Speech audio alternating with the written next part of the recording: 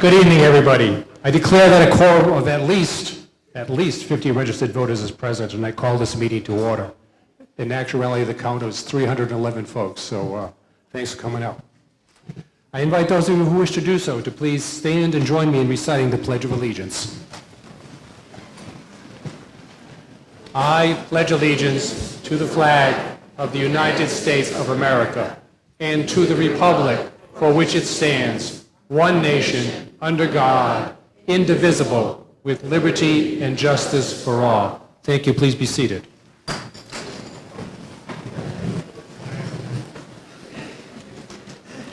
Good evening. My name is Roger Brunel, and I am the town moderator. I will please explain to you the rules we will follow to conduct business at this meeting, in case you haven't been to town meeting before. No one may speak unless I have called upon them. If you do wish to speak, please raise your hand and wait until I call on you, and then come forward to the microphone in front of me. The microphone is taped to the stand, so please don't try to remove it. Once you're at the microphone, please begin by identifying yourself by telling us your name and where you live. Ordinarily, I will not allow someone to speak more than once on an issue, and I may place limits on how long someone may speak on a topic. If there are times when any of you wishes to address a question to another speaker or to one of our officials, you must do so through me, and then I will call on the appropriate person to respond. I will allow persons who are not registered voters to speak, but please remember only registered voters may make motions, second motions, or vote on motions. Please don't be afraid to ask questions if you don't understand something. Please speak your mind freely, but please remember that we can disagree without being disagreeable. Please listen respectfully when other people are speaking. Please turn off your cell phones or put them on silent unless you are a first responder. I invite anyone who intends to make a motion concerning one of the articles to please come up here onto the stage and read the motion from here so that everyone will be able to hear you clearly. Now tonight we're going to be doing something different for the first time. We're going to be using these clickers that have been loaned to us by our good friends in Rutland. So please be sure to return them to the registration table before you leave. They will not operate your garage door or your television set. I've tried. All right, each clicker has 5 buttons on it, I guess. The top button is the on-off button. Then there's a green button is to vote yes, the red button to vote no, and the yellow button, which is ABS, which is not your abs, but it means abstain. So you can either just not vote if you don't want to press the clicker, or vote abstain if you wish to. So the way this is going to work is that when it comes time to a vote, instead of calling for the yeas and nays like we normally have done, I will simply say it's time to vote, vote now, and I'll give you 5 to 10 seconds to complete your vote. If you press the wrong button, you can just press the other button, as long as I haven't said the vote is closed. So after about 10 seconds, I will say the vote is closed. Your votes are going to be appearing here on a screen that I will read, and I will announce what the result of each vote was and declare whether the motion was passed or not. Okay. And by the way, if anyone's wondering, I understand that although these clickers are numbered and the number corresponds to your name, so we know who to chase if you don't give it back. Your vote is not being recorded in any way, so there's not going to be any record of whether you voted yes or no or abstained on any particular topic. So before we get started, we're going to try some test questions, give everybody a chance. Okay, first question is, do you think we'll get out of here in time to see the kickoff of Monday Night Football? Yes or no? Vote now. Okay, vote now, and voting is closed. Was there a problem? All right, I'm going to reopen the voting on that. So if you haven't voted or you want to change your mind and you think we will get out of here in time, hold on. There may be a few glitches here as we work this out.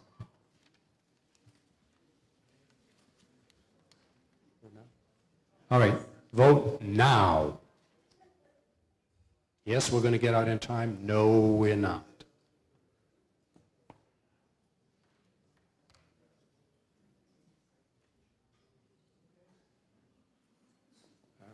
I'm just watching the numbers here. We have 300 people here when we're only at the 250 so far.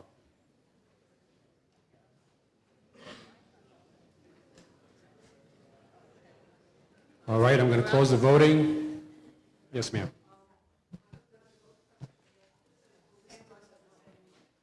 Okay, sounds like you need a new battery.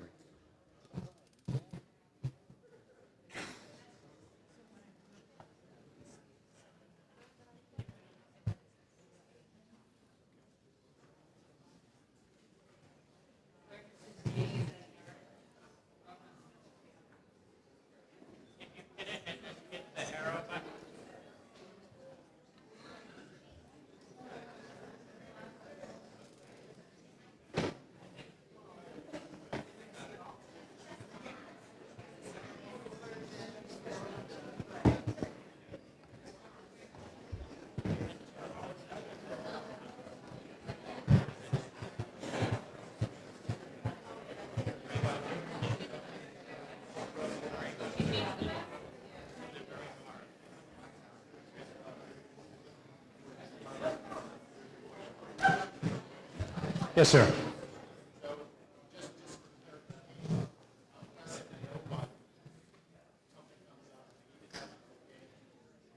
Yeah, the OK indicates that your vote has been counted. Okay, so if you press a button, you look at the screen, you see the number that you press, 1, 2, or 3, and then it'll say OK. And again, until I say the vote is closed, you can change your mind if you want to.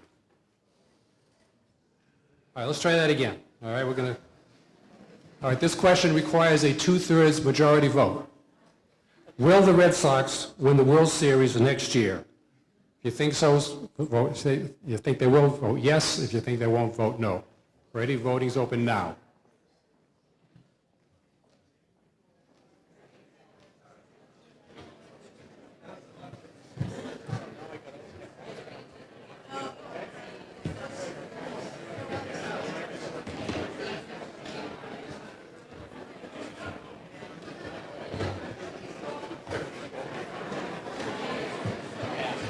All right, I'm going to close the voting. 3, 2, 1. Voting's closed. Bad news, Red Sox. No, 197. Yes, 67. That's a 2/3 majority for another long year.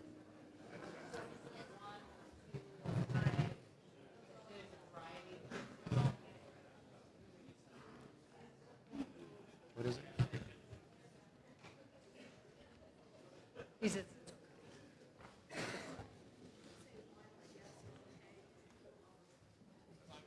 Okay, all right. Yeah, as long as your screen is not blank, I guess that means you have voted and it's been counted.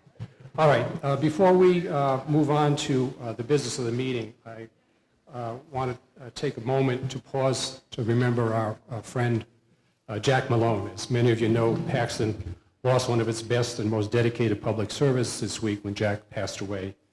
On behalf of the town, I offer our most sincere condolences to Mr. Malone's wife, Dee, and to all of his family and close friends. And now I call on Carol Riches, a member of the Select Board, to say a few words in remembrance of Jack. Carol. And for allowing me a few minutes before the town meeting.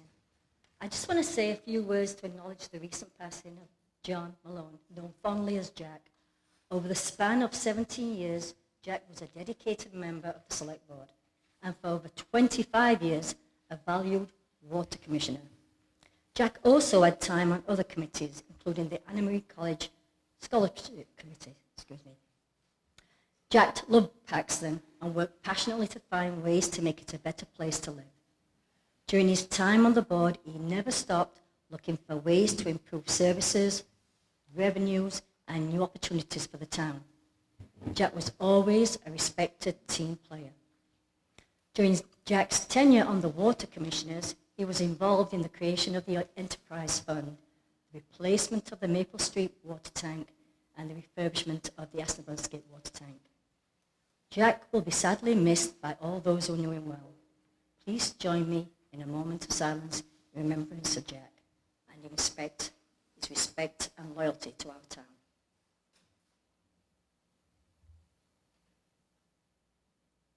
Thank you.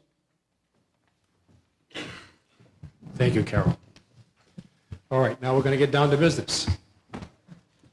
This is a special town meeting for the town of Paxton for November 18, 2024. The return of the warrant for the special town meetings shows that it has been properly posted. As the first item of business, I request that the town meeting adopt a rule of this special town meeting to provide that any motion requiring a two-thirds favorable vote by statute or otherwise shall be determined and declared by the town moderator, and account shall not be taken unless requested by the town moderator or requested by 7 or more voters in attendance. A majority vote is required to enact this rule. All those in favor of adopting this rule, please signify by saying aye. Aye. All those opposed say no. I declare the rule has been adopted. Thank you. Okay, now we're going to move on to the articles. Article 1 involves E-League's pond parking lot, and I understand that no action is to be taken on this, so unless somebody in the audience wishes to make a motion, and I see no indication, let the record show that no action was taken on Article 1. Article 2 is a motion, an article to establish an MS4 enterprise fund. And I'll call on Julia Pingatore of the Select Board to make the motion. I move that the town vote to accept the provisions of Massachusetts General Laws, Chapter 44, Section 53F and 1/2, for the purpose of establishing a stormwater enterprise fund to be effective on July 1st, 2025. Thank you. Is there a second? Second. Motion's been made and seconded. The recommendation of the Select Board Is for approval. is for approval. The recommendation of the Finance Committee For approval. is for approval. Is there any discussion? All right, this vote requires a simple majority. I'm going to do a voice vote here to move things along more quickly. All those in favor, please signify by saying aye. Aye. All those opposed say no. I rule that that motion is passed. Now we reach Article 3, which is about adopting a bylaw providing for the right to farm. I'll call in Ms. Pingatore again. Hello again. I move that the town vote to add a new right to farm bylaw as attached to the warrant and made available at this meeting and on file with the town clerk. Is there a second? Motion has been made and seconded. The recommendation of the Select Board Is for approval. is for approval. The recommendation of the Finance Committee Recommend approval. is to recommend approval. Is there any discussion? Yes, sir.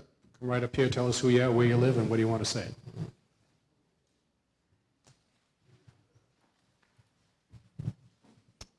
My name's Jim Robert, 350 Richards Ave. I'm under the impression that this bill was a copy of the 2007 bill.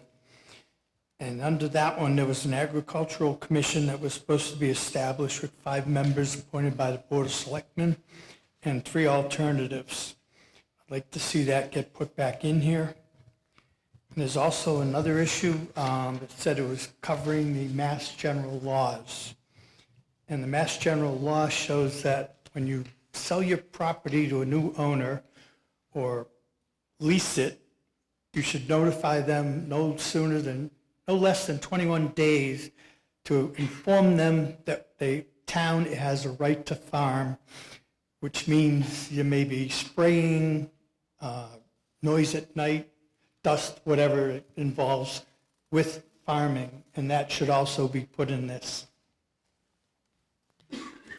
Are you making a motion, Mr. Roberts? You're making a motion.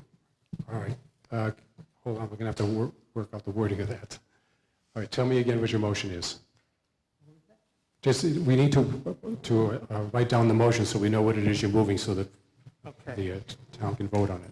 The motion would be to add, now I got to find it again, the disclosure notification that not later than 21 days after the purchase or sale contract is entered into or prior to sale or exchange of real property, that the buyer or occupant has a disclosure notification to state that the town has the right to farm law or bylaw.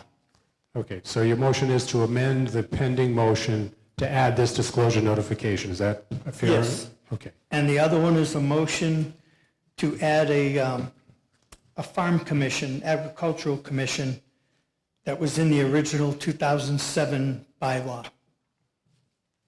Okay. All right, is there a second? We're going to take these motions one at a time. So the first one is the disclosure motion. Is there a second to the motion to amend by inserting this disclosure requirement?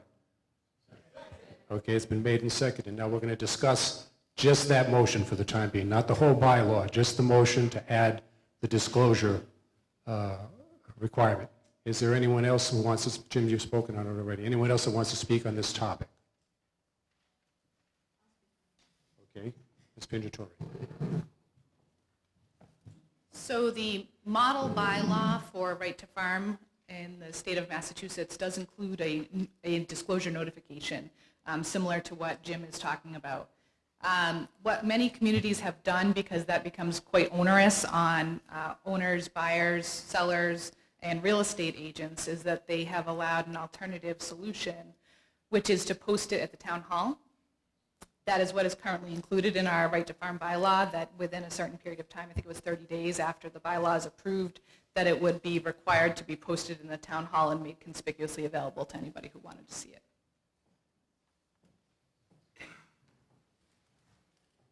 Okay, is there anyone else that wants to discuss this part of the motion to amend that involves the notification procedure? Anyone else want to speak on that?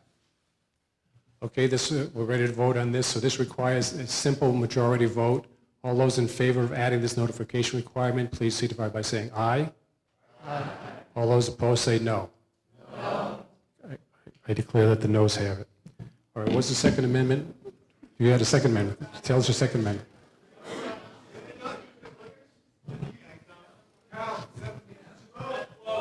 All right, fine, okay, fair enough, okay.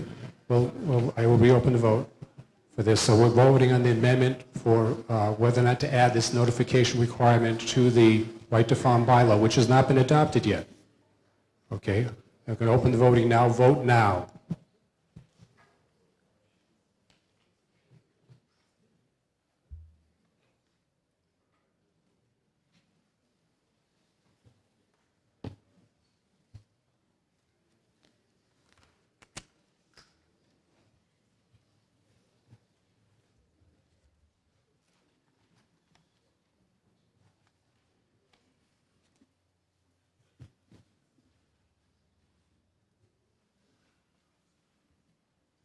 Okay, 5 more seconds.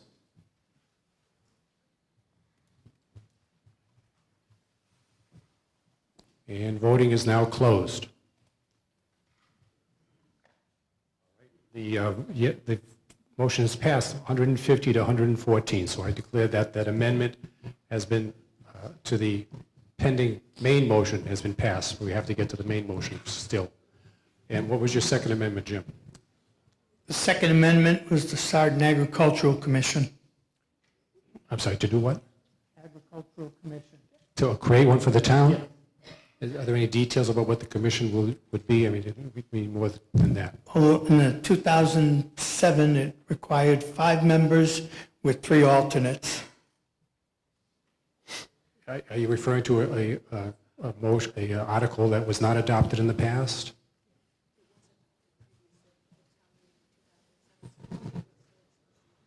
Okay, so I'm being informed that there is an agricultural commission bylaw for the town already.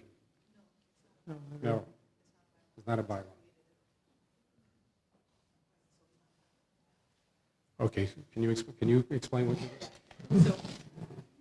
So in 2000, the history of this is in 2007, the right to farm was brought, previously was labeled something slightly different. It was brought previously to town meeting. Unfortunately, for whatever reason, it was never recorded at the EG's office. So we're looking to reinvigorate that tonight. That's the idea. We did have an agricultural commission established, however, at the time of that original vote in 2007.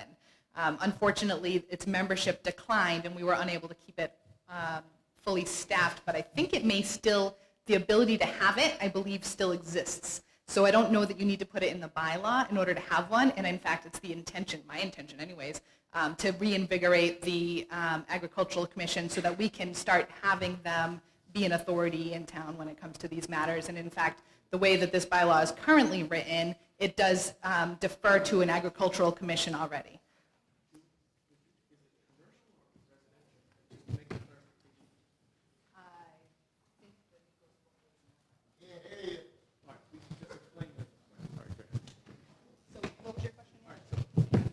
All right, my question was, the right to farm, it's my understanding, and I may be misinformed, but it's only for commercial farming. This does not apply to residences.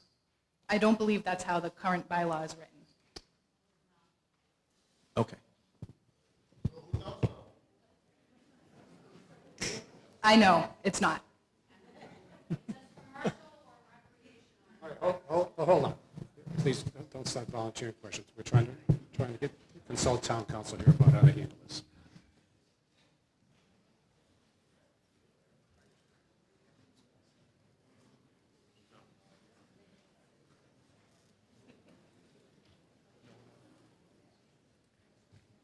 All right, so we're checking. Apparently, there's a state statute, which if we have accepted that statute, we're just checking on that now, then we don't need a bylaw to create the agricultural commission, Jim. So just hold on a second, okay?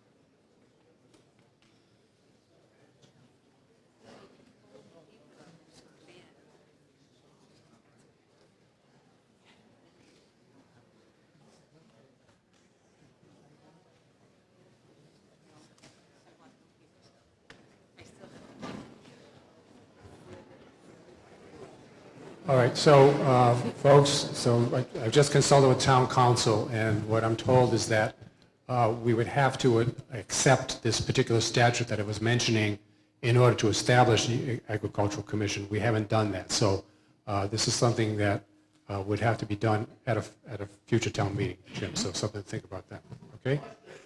I'm sorry? When your own people ask if that's commercial or residential.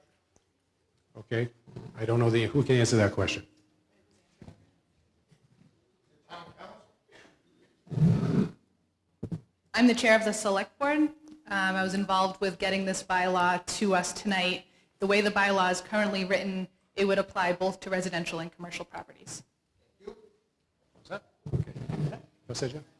Okay, thank you. All right, now, you done? I'm done. Okay, have a seat. You're making me nervous. All right, we're moving right along. Okay, so here's what's happened so far. We haven't voted on the main motion under Article 3. We've voted to add or to amend it by requiring this notification requirement. And is there any further discussion on the motion under Article 3 as amended? Yes, ma'am. Well, unfortunately, the answer is no. We don't have it. We haven't been prepared to be up. It's been done orally. We're doing the best we can to just do it on the fly. So that's right. The amendment has already been approved. Any other questions? Okay. Are we ready to vote on the motion under Article 3? Oh, yes, Roberta. Go ahead, please. Roberta Bryan, 311 Richards Ave. Is it possible that we can see the article that we're voting on? Because there does seem to be concern, and if we're just trying to remember what we did in 2007, I know I didn't have dinner, but I probably wouldn't remember what I had for dinner if I had had it. So can we see what we're voting on?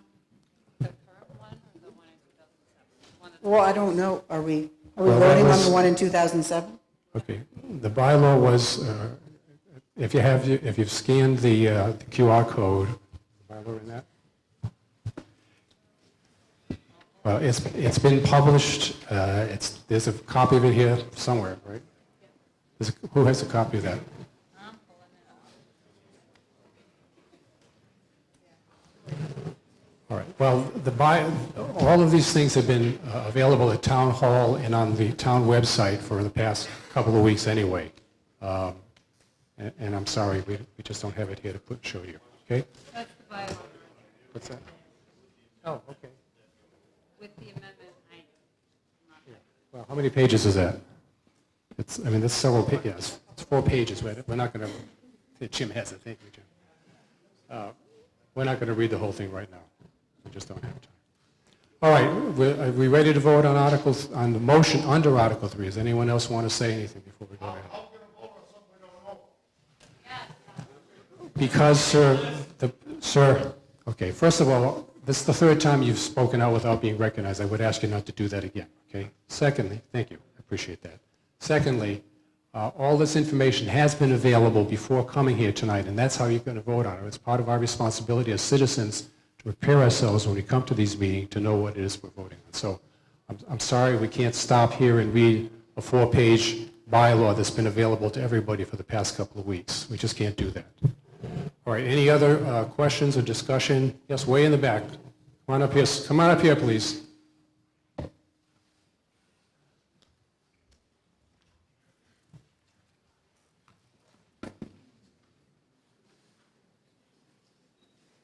Yes, sir. Tell us who you are and where you live, please. My name is Matthew Berryman. I live 310 Pleasant. But my concern with this right to farm and who's going to oversee it, you're talking about a commission that doesn't exist. Where are these people that are going to oversee it? Your commission, which expired in 2005, 20 years ago, when this got voted down then. Those people expired. Now, all of a sudden, they're going to appear out of anywhere. Where are these commissioners going to come from? Are we going to vote on them? Okay, does somebody want to address? Hold on. Let's see if we can get an answer for you. Julia? So the way that the bylaw is written right now, it allows for any grievances that come up to go to the Agricultural Commission, or in the absence of an Agricultural Commission, it would go to the town administrator to manage those grievances. So it gives us the opportunity to establish an Agricultural Commission and have them be the priority sort of stakeholders in any grievances, but it also gives us a way to manage it until that can happen. Oh, so the town administrator is going to dictate who owns chickens and who doesn't, or goats or anything else. Because there's no longer a commission, it's a one person. And who is the town administrator, and what is their motives on this? I don't have a problem with my neighbors having whatever they want. I don't care if they have chickens, goats, horses, cats, dogs. But where does it end? Who is deciding what everybody gets? If there is no commission at this point, why is this even an issue? Okay, thank you, sir. It's a non-issue. Okay, thank you. See if somebody else wants to turn to speak.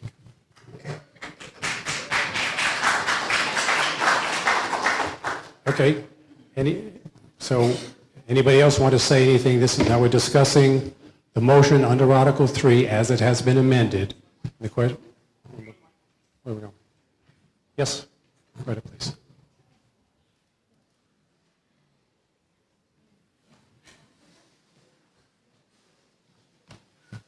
Hi neighbors, Sarah Ford, 299 Richards Ave. I know where I live. I'm not particularly passionate about right to farm one way or the other, but I do think it's important since a lot of people in town have already kind of started doing this. I came up here with very little plan other than to say, if you haven't read it yet, it basically is just like, hey, you can have animals. We like that. So yeah, I'm rambling. But anyway, I just wanted to come up and say there's a lot of people in town who have chickens and like doing their home farming. And I don't think the who's in charge of enforcing things matters that much if we're a right to farm community, because we're essentially saying you have the right to do this, which means we're not saying we're going to look at every single one of your chickens. Like, this is the open option if you want people to have the right to have sustainable living on their own land. Okay, that's it. Thank you. Mr. Moderator, right here. Yes. Mr. Bagdis. Okay. I appreciate the comments, both pros and cons here, but part of this question, this process, is involved in the zoning bylaws that we're about to discuss later this evening. So there is a use, though. Now, hang on. We're not talking about properties yet. We're talking about the book, the zoning bylaws, the document. There are articles in there about, on the accessory use chart for chickens, goats, horses, and the likes of that. So I just want to make sure that we don't supersede where we're hoping to be later by doing this at this point. So Julia, if you have a response to that, I would appreciate it. Thank you. Yeah, absolutely. So just to clarify, what the Right to Farm bylaw does is it doesn't actually look at and say, you can have certain amounts of animals, right? That's where the zoning bylaws will come in later. What this says is if there's a problem with those animals, if there's a grievance, this is how it gets managed, mainly. Okay. Any other comments or questions? Ready to vote? Okay, so we're voting on Article 3, the motion under Article 3, as it's been amended to include the notification requirement. And all those in favor of Article 3, motion under Article 3 as amended, signify by saying yes, pressing the yes button. If you're against it, press the no button. Vote now.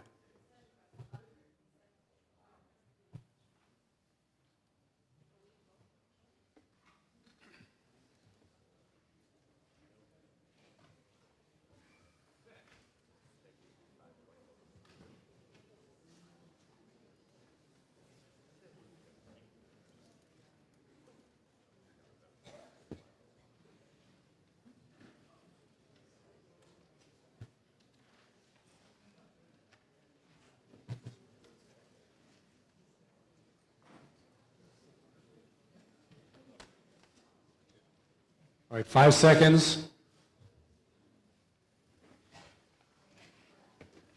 And the voting is now closed.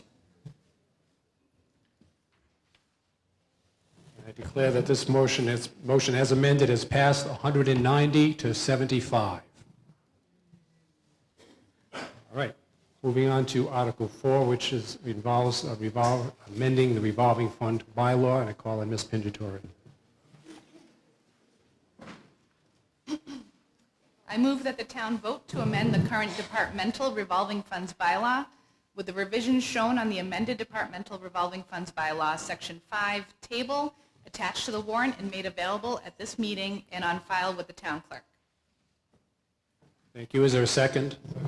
The motion has been made and seconded. The recommendation of the Select Board Is for approval. is for approval. The recommendation of the Finance Committee Recommend approval. is for approval. Is there any discussion? Jim, this is your bailiwick, right? You want to say something? Go ahead. Is that? Oh, I'm sorry. No, she made it. She did it. Would you like to speak in favor of it? That's all right. Okay. If those of you who don't know, Jim Robert is our chairman of the Conservation Commission in town. Thank you, Jim.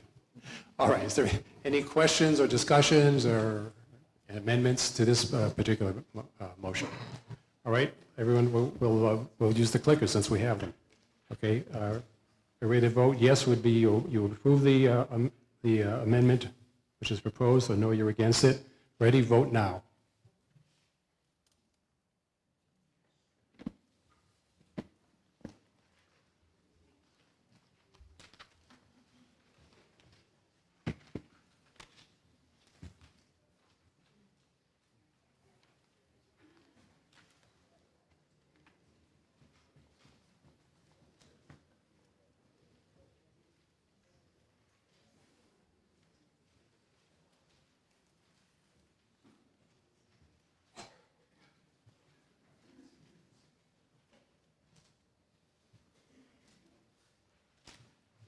All right, 5 more seconds.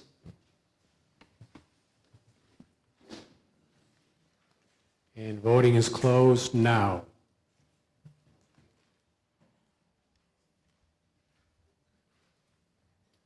And this motion passes 202 to 49. All right. Congratulations, Jim. All right, Article 5, which involves amending the revolving fund expenditure limits, and I'll call Ms. Pingatore again. All right, I move that the town vote to revise the vote taken at the annual town meeting on May 6th, 2024, for the annual expenditure limits for fiscal year 2025 for all revolving funds established under the bylaws, and replace it as follows with the new text underlined and deleted text in strike-through. Council on Aging, $2,000. Recreation, $200. Paxton Days, $5,000. Town Rentals and Leases, $4,000. Planning Board, $20,000. Library, $5,000. And Conservation Commission, $2,500. Thank you. Is there a second? Motion has been made and seconded. The recommendation of the Select Board Approval. is for approval. The recommendation of the Finance Committee Approval. is for approval. Is there any discussion? Okay, this vote requires a simple majority. All those, vote, I'm sorry, you know what to do. Vote now, yes or no? Vote now, please.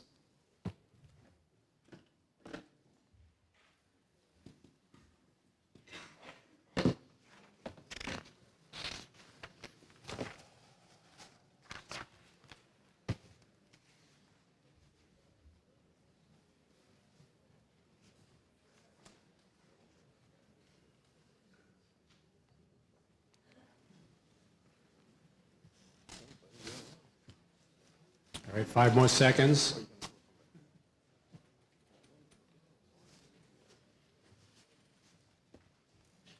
Voting is closed now.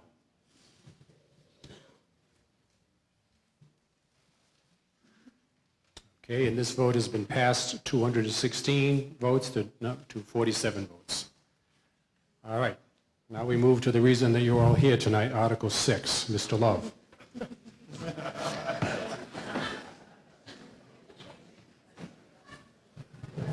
I lobbied hard not to be the one to have to make this motion, but I lost.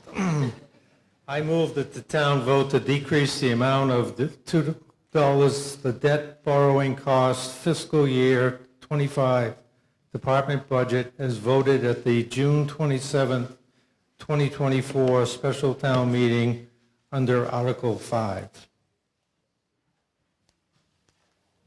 Is there a second? Second. Motion has been made and seconded. The recommendation of the Select Board Approval. is for approval. The recommendation of the Finance Committee Approval. is for approval. Is there any discussion? Please no. Thank you. Okay. All right, let's vote. Go ahead and vote now.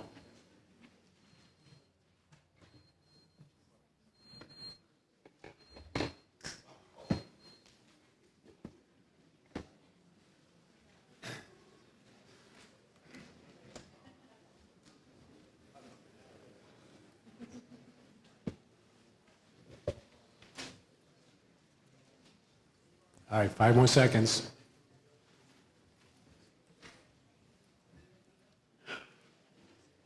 And voting is closed now.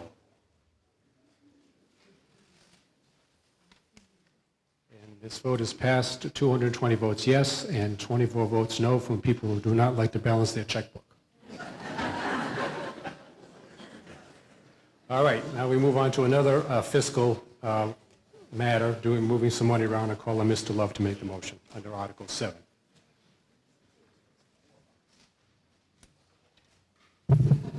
I move that the town vote to transfer the sum of $69,138 from free cash to the Capital Stabilization Fund. Thank you. Is there a second? Second. Motion has been made and seconded. The recommendation of the Select Board Approval. is for approval. The recommendation of the Finance Committee Approval. and the recommendation of the Capital Improvements Fund, Committee, sorry, Approval. is for approval. Thank you, Mr. Love. Is there any discussion? Somebody back here?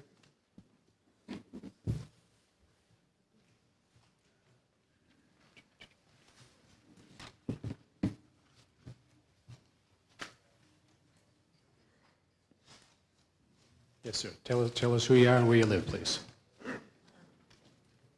Dave Wheeler, Brigham Road. I really have a question for both the Finance and Select Board. This past year, we had some trouble passing the budget, we did it without an override, but we transferred funds from free cash and I believe some reserve accounts. Why transfer money at this point and not wait until we're ready to prepare next year's budget? Who can answer that? Mr. Love.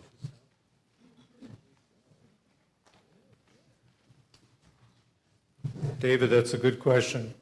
On our October 10th, 2024, the Department of Revenue, Division of Local Services certified free cash to the town of Paxton to the sum of $638,000. At a joint working session of the Select Board and the Finance Committee held on October 23rd, it was decided that we would retain $500,000 of that $638,000 certified free cash to be used as relief for the upcoming budget. Decision was also made to recommend that $138,000 of it be split between Capital Depreciation Fund for $69,138, which is the article before you now, and $68,138 attributed to the Stabilization Fund, which is the upcoming article. The reason that the recommendation was to do that was the capital depreciation has a woefully low balance right now at about $37,000. And the general sense would be that the departments are going to put requests before the capital the capital planning committee to fund certain amounts of money, and we wouldn't be able to fund anything at $37,000.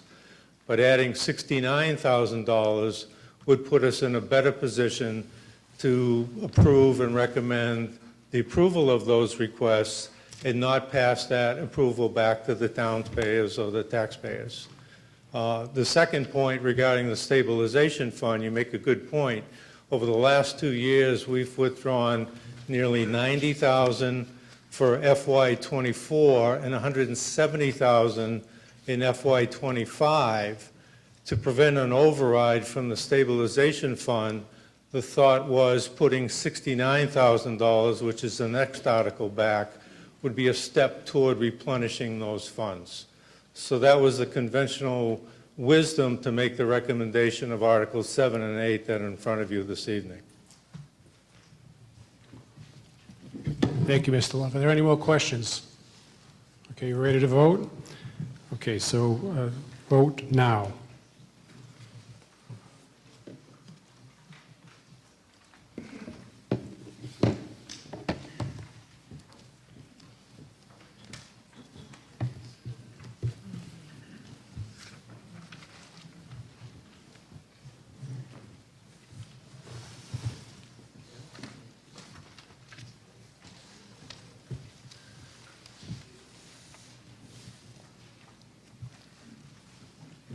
Okay, 5 more seconds, please.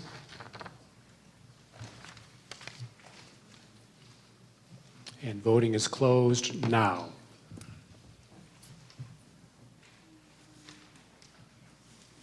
All right, this motion has passed, 247 yeas and 30 nays. And I will now move on to Article 8, and I'll call on Mr. Love again to make a motion under Article 8. I move that the town vote to transfer the sum of $69,138 from free cash to the operating stabilization fund. Thank you. Is there a second? Second. Motion has been made and seconded. The recommendation of the Select Board Approval. is for approval. The recommendation of the Finance Committee Approval. is for approval. Is there any discussion on this motion? All right, ready? Vote now.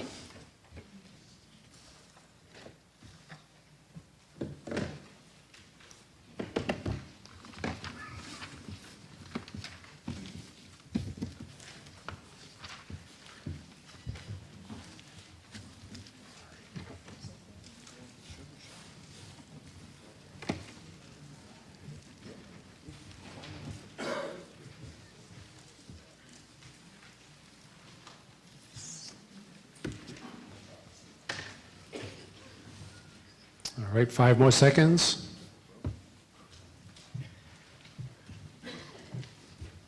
and voting is closed now.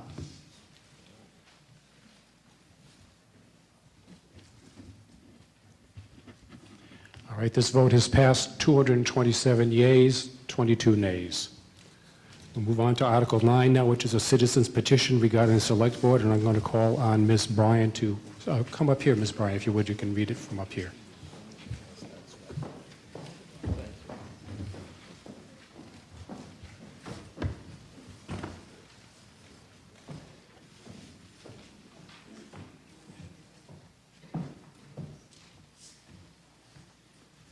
Good evening.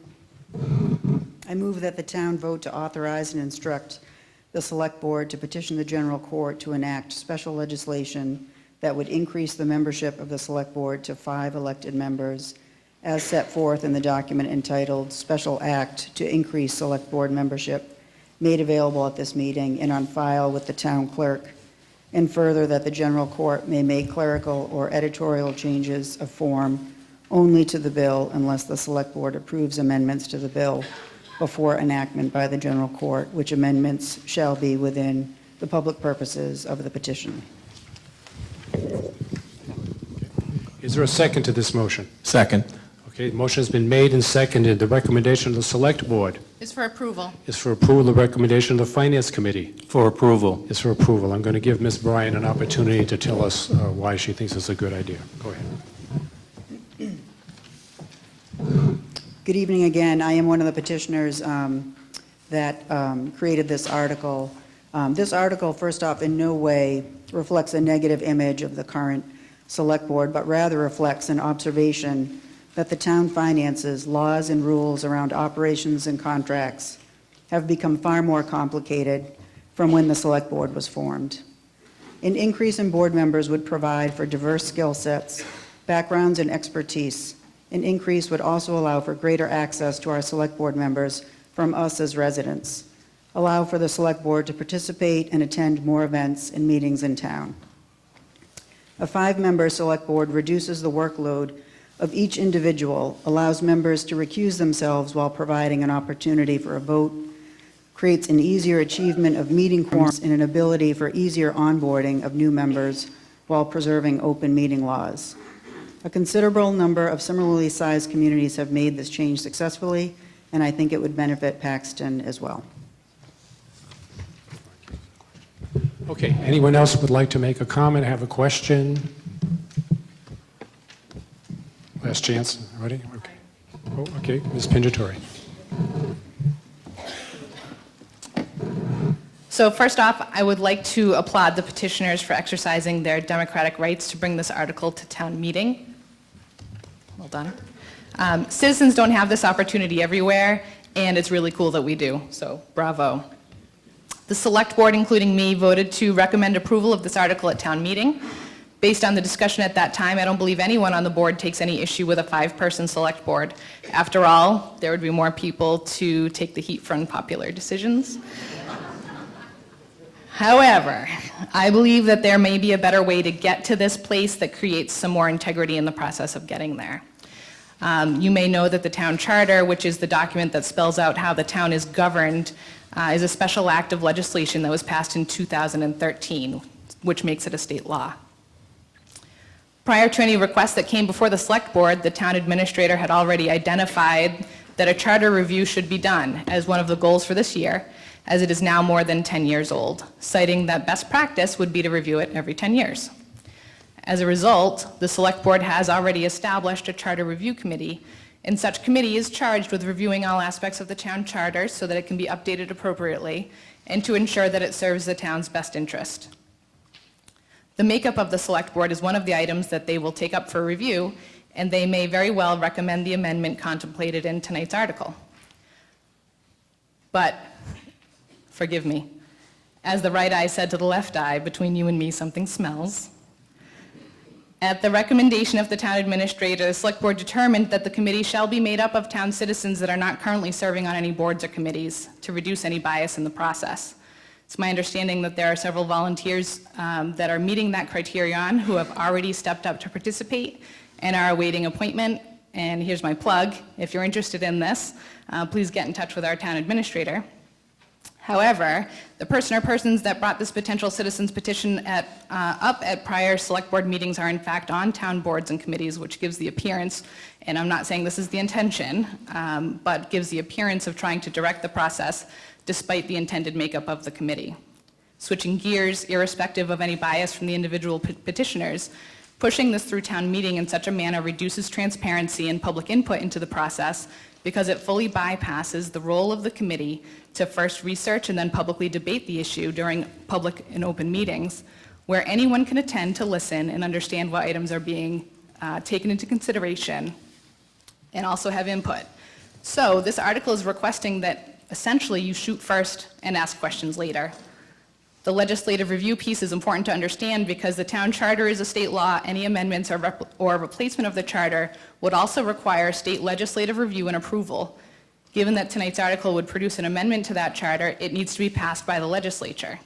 Then, once the rest of the charter review is complete, we would have to re-request de novo review by the legislature, duplicating efforts at both the local level and the state level. Thank you. Thank you. Is there anyone else? Do you want to respond to that? Do you want to? Okay. Ms. Bryan. Thank you, Julia. I don't disagree that a committee is attempting to be formed at this time. And I do believe that public process is always a good thing. There was a petition circulated. We stopped, for the benefit of the clerk, at collecting 130 signatures, but we know that in our conversations with the town residents that more people supported this. I don't think that one precludes the other. I believe that this petition allows for this to be heard in this body, which is exactly the purpose of this, and that the Charter Review Commission has a lot of other items within the charter to focus their attention on. So I'm not sure of the point about competing boards or interests. Certainly, being on the Zoning Board of Appeals, I recognize I cannot sit on that committee. I appreciate those who have stepped up and eagerly await the committee being formed and work to take place. But I do feel like it's something that we can run two tracks together and still get the benefit of, especially as our fiscal year unwinds and we're moving in towards another fiscal year with more budgets, more decisions to be made. I feel like this is a great time to really call experts together. As Julie had pointed out, it's going to be a long road to get it through our legislature with the help of all of you. We can petition that to happen earlier, and then a vote will occur to add two more members to the board. The current board does not have to step down at all. There will be revolving terms. I just don't see the issue, one that had been on a back burner for a few years on our to-do list, as suddenly being so important now that we have to do everything all at once, that we can't take these two items separately, still have our charter review, and also still have a 5-member board that really can hit the ground running and really dive into our fiscal policy. Thank you. Yes, sir. I'm right up here. Tell us who you are and where you live, please. Robert Kalzarski, 7 Brigham Road. It sounds like I completely agree with Ms. Bryan. It sounds like both groups want to get to the same place, and I'd rather see it without meeting with other people, so I can't think of a better way to see transparency in both. Okay, thank you. Mr. Love.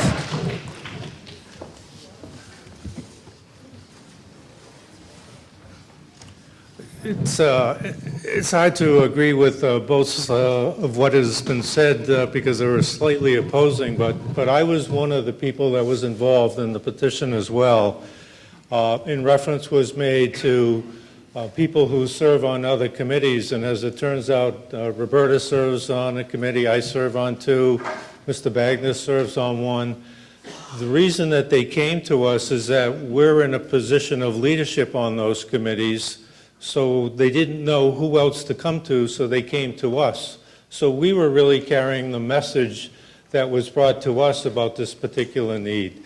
The second thing is that we're not the only town that has 5-member boards.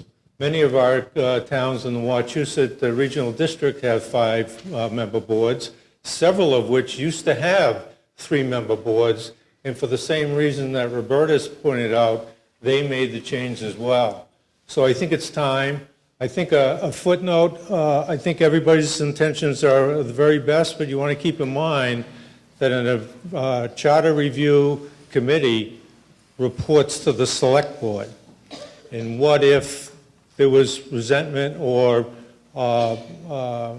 somehow opposition to that 5-member board recommended by the review committee that doesn't get through the select board?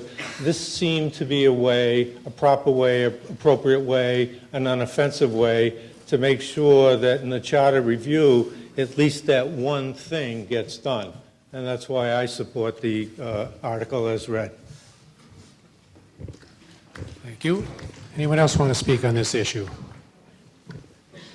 We all set to vote? Okay, ready? Vote now.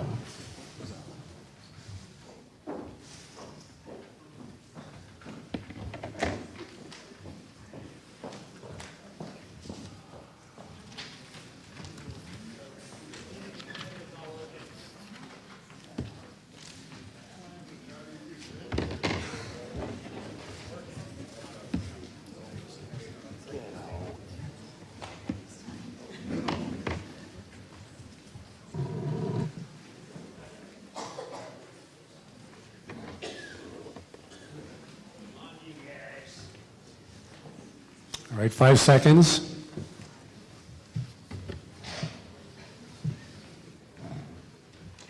And voting is closed now.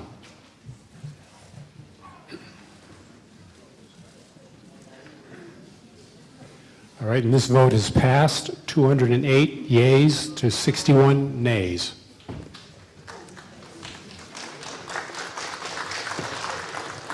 Okay, now the main event. Okay, I've, in my discretion as the moderator, I've decided that we're going to take this zoning issue up in 2 bites. Where the first bite is going to be talking about just the bylaw, and then the second bite after we've done that will be talking about the zoning map. So we're going to call on Mr. Bagdis to make a motion just regarding the bylaw part of this article. Mr. Bagdis. Good evening. Thank you, Mr. Moderator. The planning board recommends, and I move, that the town vote to replace.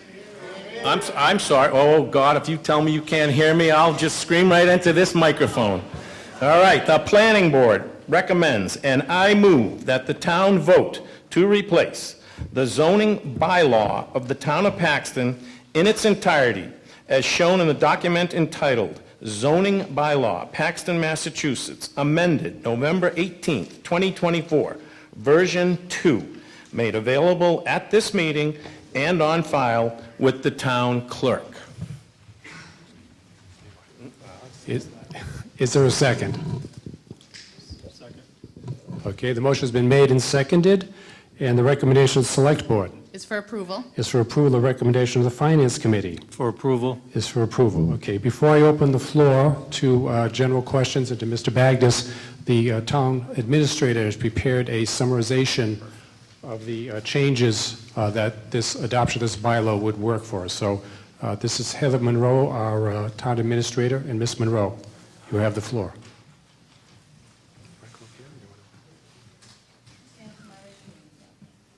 Bring the microphone closer to you.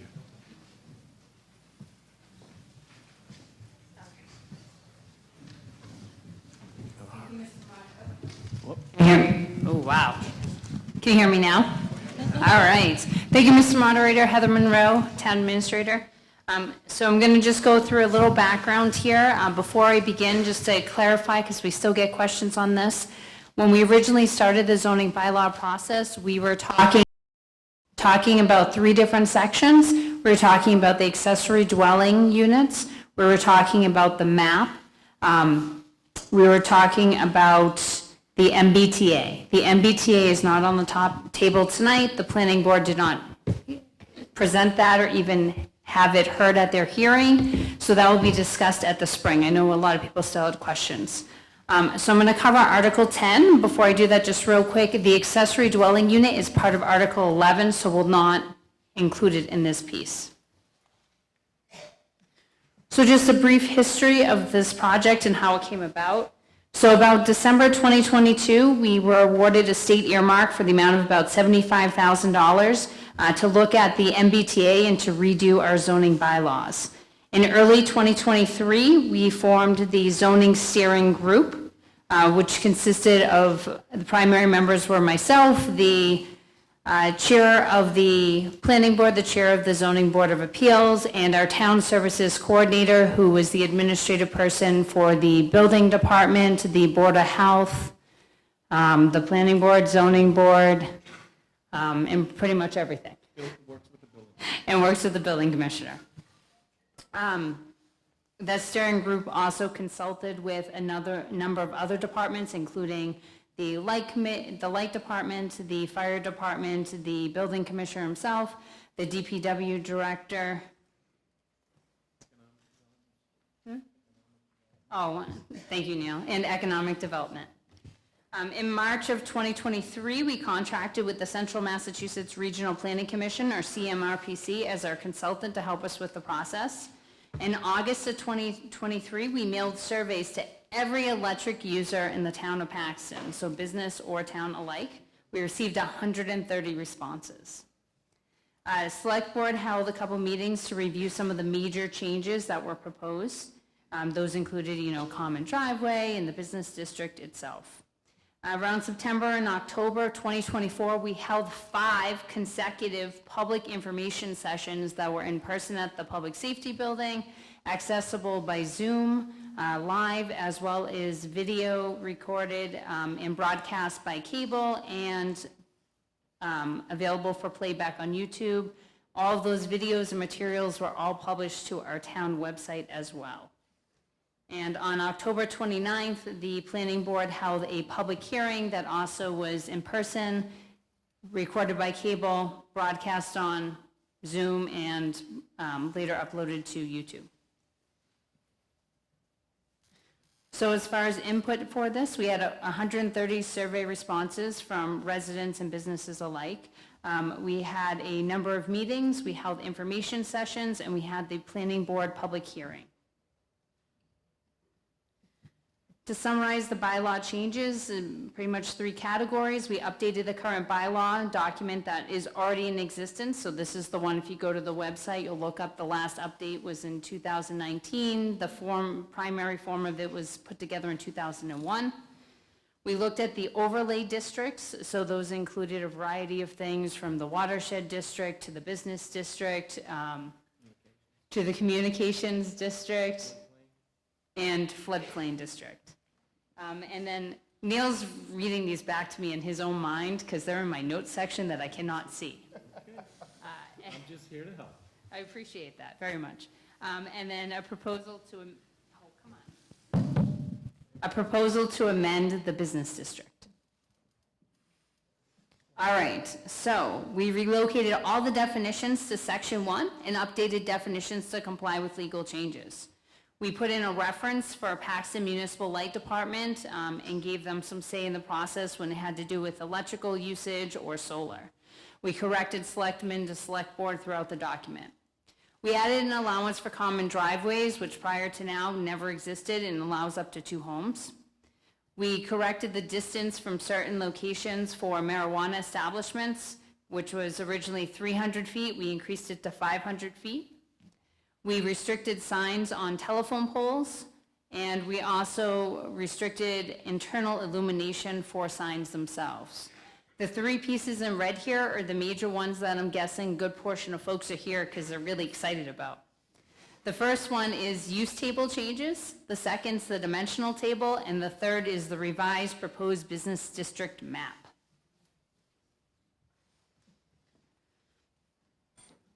So, as of right, businesses, we just wanted to provide a clarification for this. So even if we made a business as of right, so making it a yes in our use table, we still have review and oversight that exists. And forms of that review and oversight include the building department for permits, site plan for parking and lighting, stormwater permit process for anything that's over 10,000 square feet. If the slope exceeds a certain percentage, it still requires a site plan. Traffic studies would be required per state for anything on Route 122, and curb cut permits for any change in opening. So the use table has a couple different sections. The first two were residential and community facilities. So I just covered what was really changed here. So on the residential section of the use tables, we removed the conversion of the 1946 home, and later there was a section in, I think, 3.3 that had to do with how to do that conversion. We also changed section 3.227, the two-family dwelling, from no in all districts to by special permit in all districts. And then in section 3.23, community facilities, we deleted the tennis club, and we got rid of the second fast food restaurant without the drive-through window and just left it so as fast food with drive-through was same as without. Recommended changes. So things that move from special permit to yes. So retail shops moved from special permit to yes in the business district. Business, office, and bank moved from special permit to yes in the business district. Newspaper and job printing became a yes or moved from special permit to yes in the business district. And riding stables over 5 acres became a yes in GRB and GRA and stayed as a special permit in the business district. Things that were not changed, so these things have always been special permit, but I just wanted to make sure I offered some clarification because I think there was some confusion out there. Bar and restaurant, garage, gas station, body shop, personal services, outdoor storage trailers, construction, dance clubs, music halls, motels, lodging, commercial parking, vehicle storage, used car lots, adult bookstore, adult entertainment, and marijuana establishments. Again, these have always been special permit. No change was recommended for these uses. The dimensions table, we did update the footnotes to proper citations and revised bylaws. There was added the multifamily district. Let's see, the MBTA.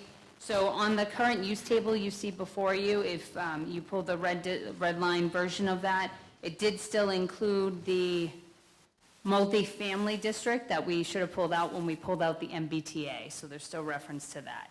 Otherwise, the major change was in the business district.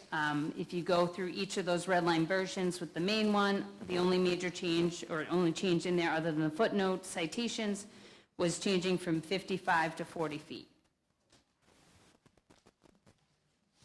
Moving away from the use tables and the dimensional dimensions, we have section 12 signs. So there were a couple changes that were made in this. The first one was that no sign shall be illuminated after 9 p.m. Previously it was 11. I can't see. What's that? Oh, yeah, I still can't see that. I don't know why it keeps going off, but we see what our next project is here. Externally illuminated signs, so we did tackle this a little bit here and modified the language, and you'll see that under section 1. It has to do with temperature and the highest it can be illuminated to. Other signs have to be illuminated or maintained at sufficient low light, and no new, new internally illuminated signs are not permitted.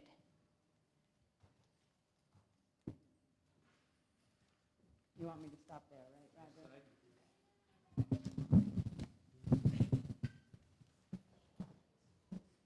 Okay, thank you, Ms. Monroe. I'm now going to call on Mr. Bagg just to make a few more comments about the proposed bylaw changes before opening the floor.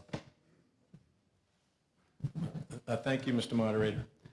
I think it's important that we all, tonight, in any discussions, we try to deal in what are truly the facts versus suppositions or rumors or anything that has circulated through the community. As a resident in town and a member of this committee and also the member of the planning board, I've had several people in the last 10 days reach out to me with questions pertaining to why are we doing this, or how did that happen, or whatever. And I will say, in most cases, it was due to misinformation. So I just want to make sure tonight, as we have these discussions, that we maintain civility and we get you the information in a correct format. Having said that, we have invested, as Heather mentioned, about 17 months as committee, or as a steering group, however you want to phrase it.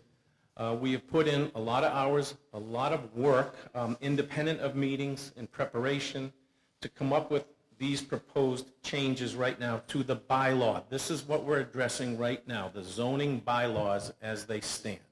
So with that, I will turn it back to the moderator. Do you want me to sit with a microphone so you and I don't have to keep switching? That would be fine. Before you go, Mr. Baggs, I want to clarify one thing. I've divided this motion into two parts, the bylaws and the map. Correct. If the bylaw part is adopted, does that have any effect on the existing business sections of the map? No. The simple answer to that is no. All right, so the map is an entity unto itself that we'll address after we get through this first section. Great question. So if the town votes to adopt the bylaw changes, that doesn't do anything to change the existing business district, is that correct? Okay, thank you. All right, and now I'll open the floor up to questions or comments. No? Come on, this is the main event. That's it, ready. Come on up. Yeah. In the back, you'll be next. You want to come on up? Yep. Okay, so tell us who you are and where you live. Mike Benoit, Lincoln Circle. I know you had a steering committee, Neil, and I appreciate that and all the efforts. I'd like to ask you, on the planning board side, what type of open discussions you had. I look back over the last 2 years of minutes on the town website, and I really haven't seen any annotations of discussions among the planning board members regarding this process. So I'm just wondering where it came from. Okay, so the way it was constructed, as chair of planning, I was asked to join the committee, which I did. And at times, as we were moving through the process, I would inform with a couple of sentences, a paragraph, nothing in the minutes, but we had discussions saying, hey, we've done this amount of work. We're looking at definitions. We're looking at the bylaws. We're looking at, things along that line. There was nothing that needed to be brought forth to the entire committee until we had the public hearing on the 29th of October of this year. That's when the group, the members of the committee with me in planning, were reading changes and red line issues that we've heard all about as the documents were continuously updated. So when we got to the 29th of October, we had, at that point, we thought the final version of what we wanted to bring forth tonight, and subsequent to that meeting on the 29th, there have been a few minor changes, which we posted, Heather, today or Friday. When did it last go up? Yesterday. Okay, on Sunday it went up. Okay, but that's an excellent question. Okay. Okay. Thank you. Yep. Okay, this gentleman over here.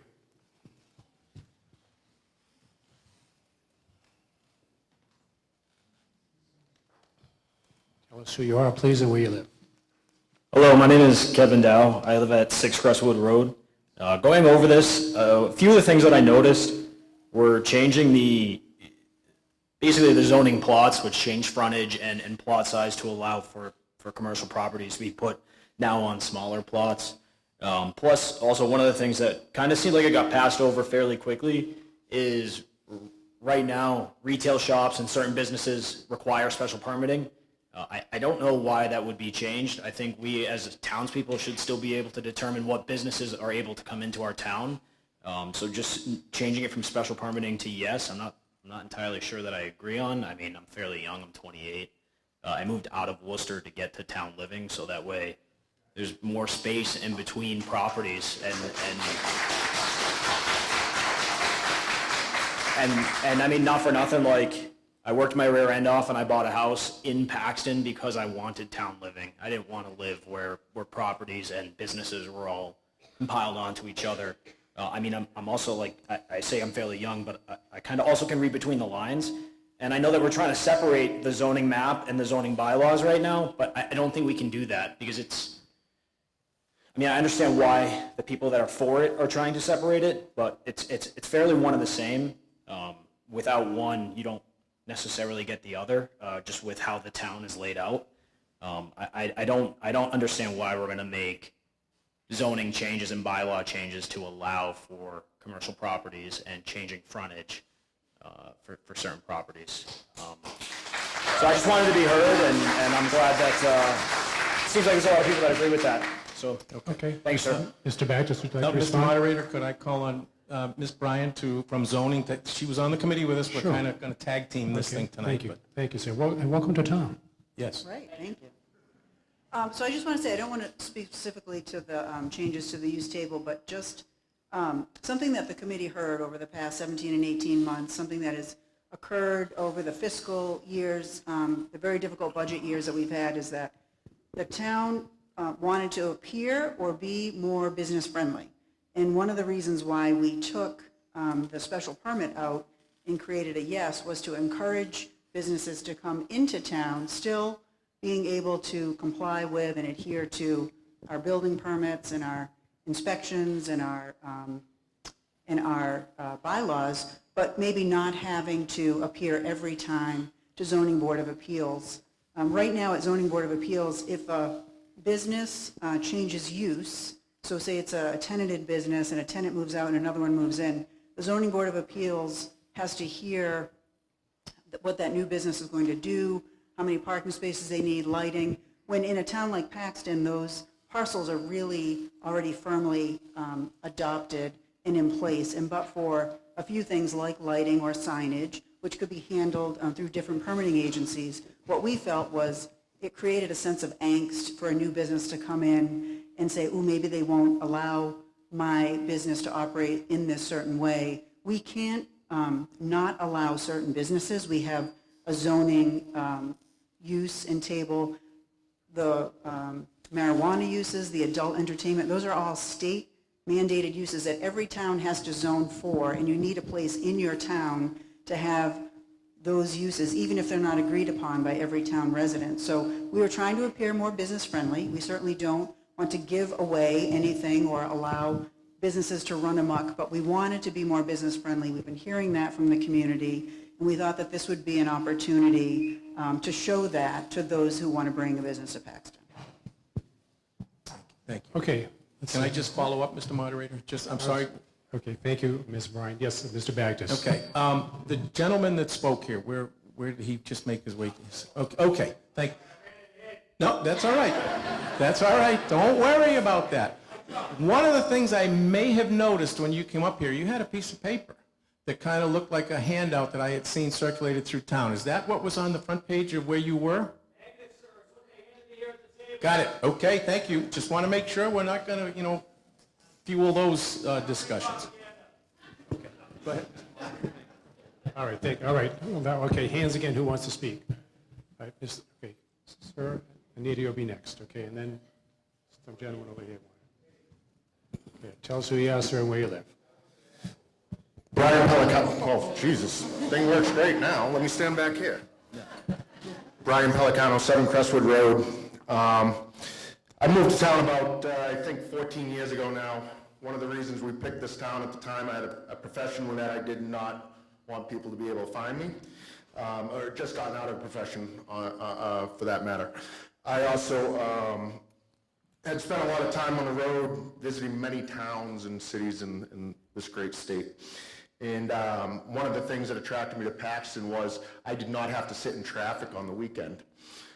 That's one thing. First thing I want to do say is I do appreciate the 17 months you guys put in. That's a lot of hard work, but I think you can see by the amount of people here, it wasn't told to the town good enough. Something was disconnected there. Okay, I'm up on town politics. Okay, I follow the town website. I'm also retired at 48 years old. Okay, I have time. When I was raising my kids, I didn't have time.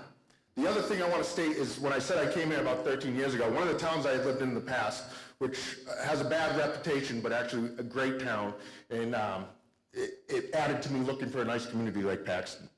I lived in the town of Southbridge and was very involved in that town too. One thing I noticed is the town of Sturbridge, which was right next to us, had a nice quiet feel. And they put in their bylaws, let's get some more business in town.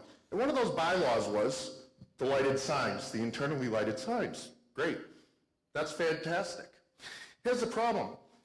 Those internally lighted signs now sit in front of gas stations that have these big fluorescent lights and light up the sky 10 times more than a damn lighted sign. So I don't care if the lights are going off at 10, because one of the things we love about this town, and the first thing that was said to me from my neighbor, is look at the stars. I said, look at the stars? He says, look up at the stars. You will not see this many stars anywhere else in this area.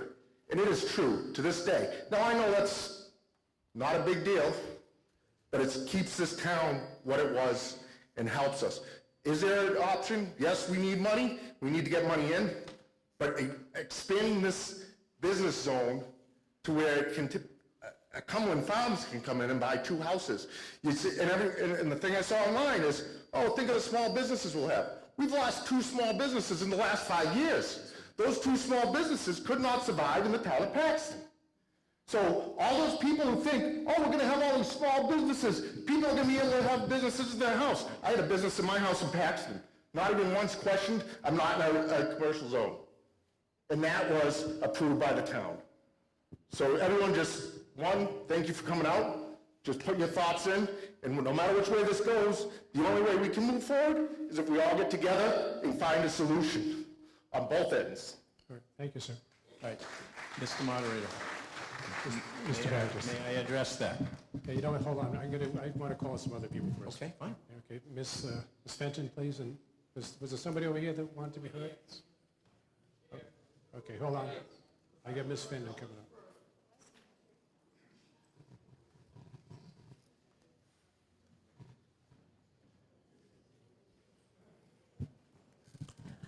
Anita Fenton, 3 Nipmuc Road.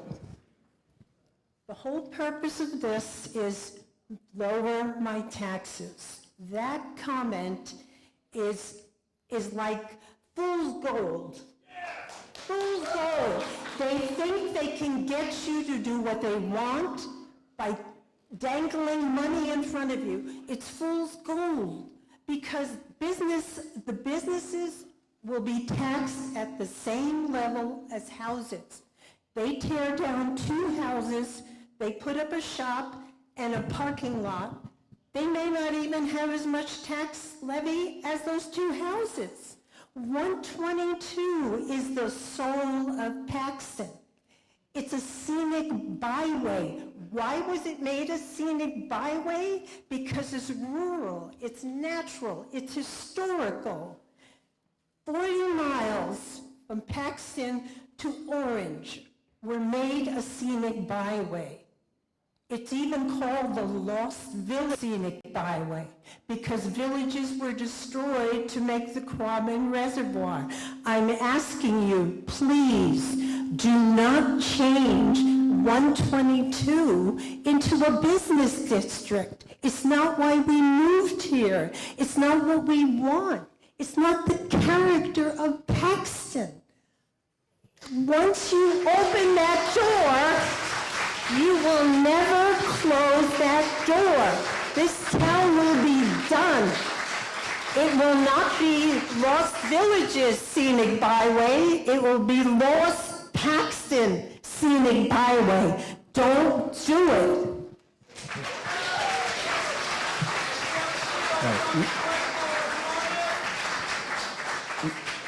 Mr. Moderator, if I just may first, right now we seem to be confusing the 2 questions. We have not even brought the map forward.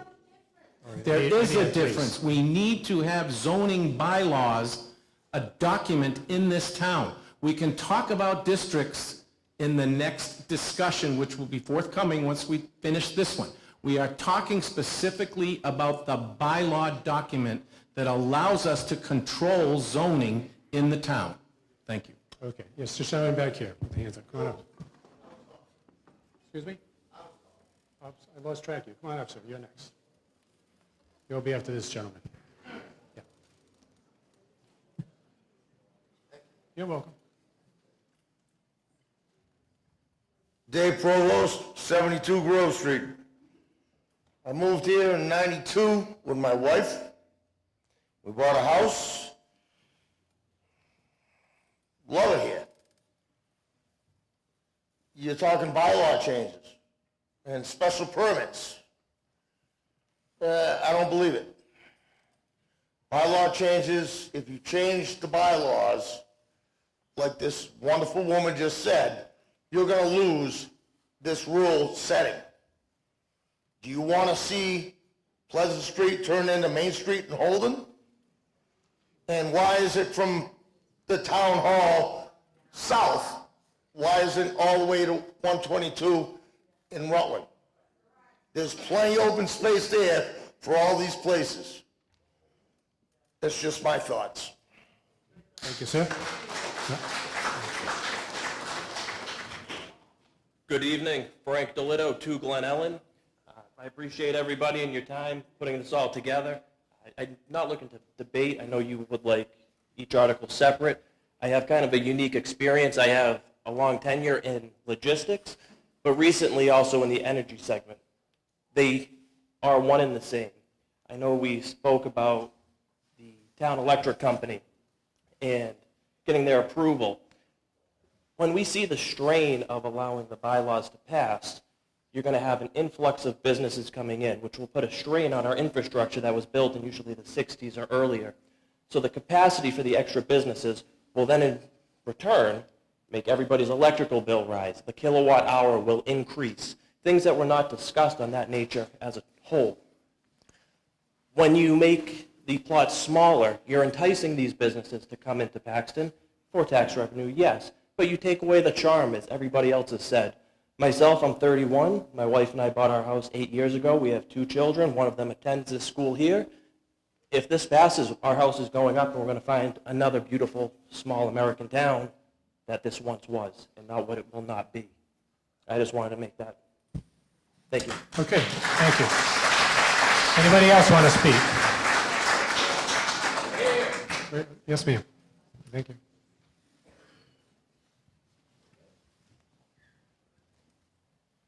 Hi, my name is Val Schiller. I'm at 21 South Street, and I look at what's up on the board now for number 10, and it says acceptance of revised zoning map. So I think we're well within our rights to discuss the 122 business corridor that's proposed.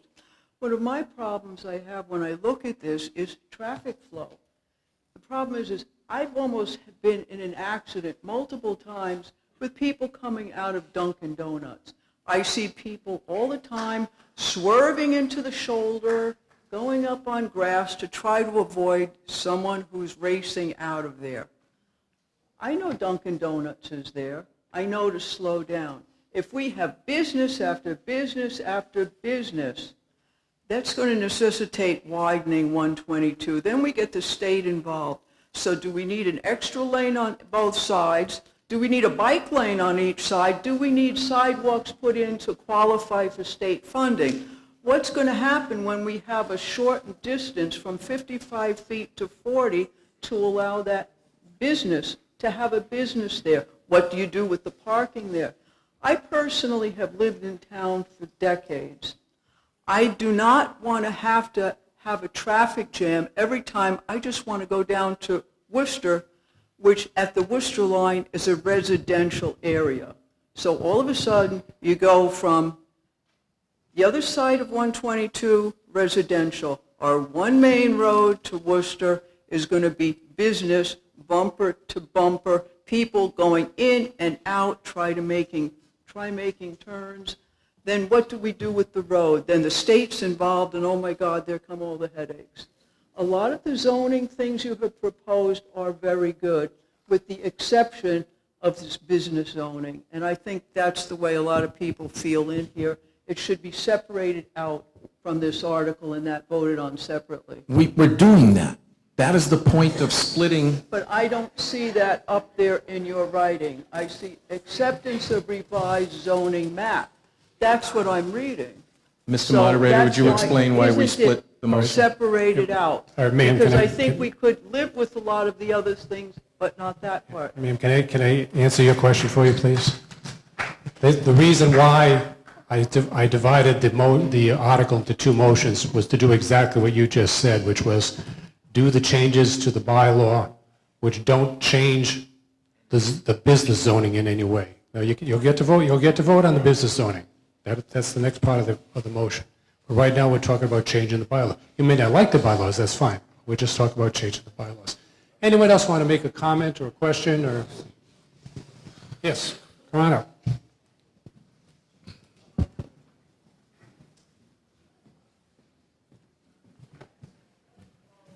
Kathy Sargent from Pleasant Street. I do want to thank the committee and all those that put in the effort and the work on this extensive 130-page document, so I appreciate that, and also the commentary from the town.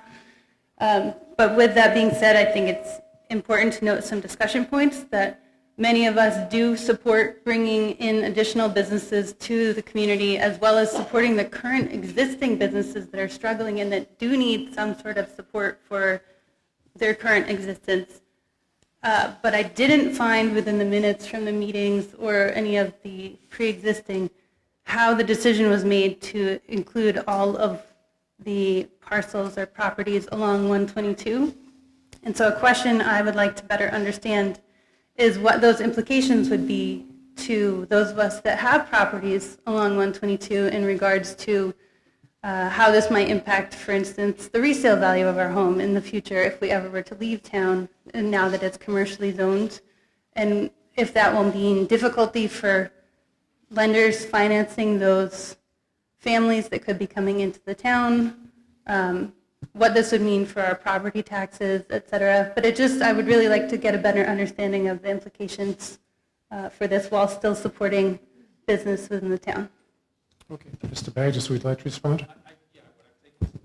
I've taken some notes here just so I try not to avoid or forget anyone. So I'd like to start with the first gentleman that came back, gave a very impassioned discussion about lights and illumination and this and that.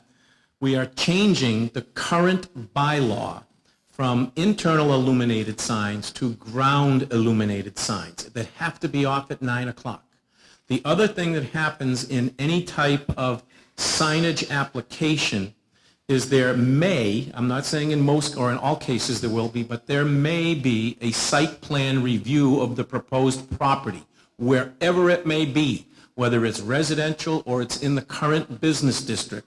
And at that point, we review the candle power, I'll use that, of illumination, and we have certain hours. At 9 o'clock, it would be turned down. So if it looks like the sun is shining at 8:45, at 9:15, they may light for security purposes to protect the property that they have, but it will be nowhere near what it's on. We would bring them down to what I would say a lower or a tonal level to provide adequate safety.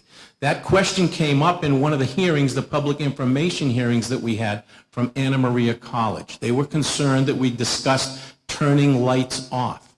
And it's not to turn it off and turn it into total darkness. Use your expression so that we can see the stars. I want you to be able to see the stars.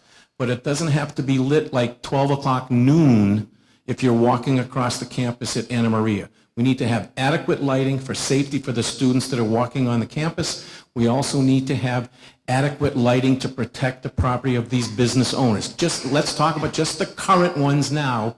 Heather, can you pop that map up, just the current business district? I don't want to get ahead of myself, but I'm going to have that put up. In terms of Cumberland Farms wanting to come to town, I can't say that they can't or they can. But what I can tell you, somebody mentioned 122 with traffic. One of the first things that's going to happen with any application for a business that would require raising the property that's there, clearing it right out, and getting ready to construct a new facility, in addition to the town's current bylaws with setbacks and parking and septic and site plan review and stormwater management, you would also have to attend an application for a traffic study by the state.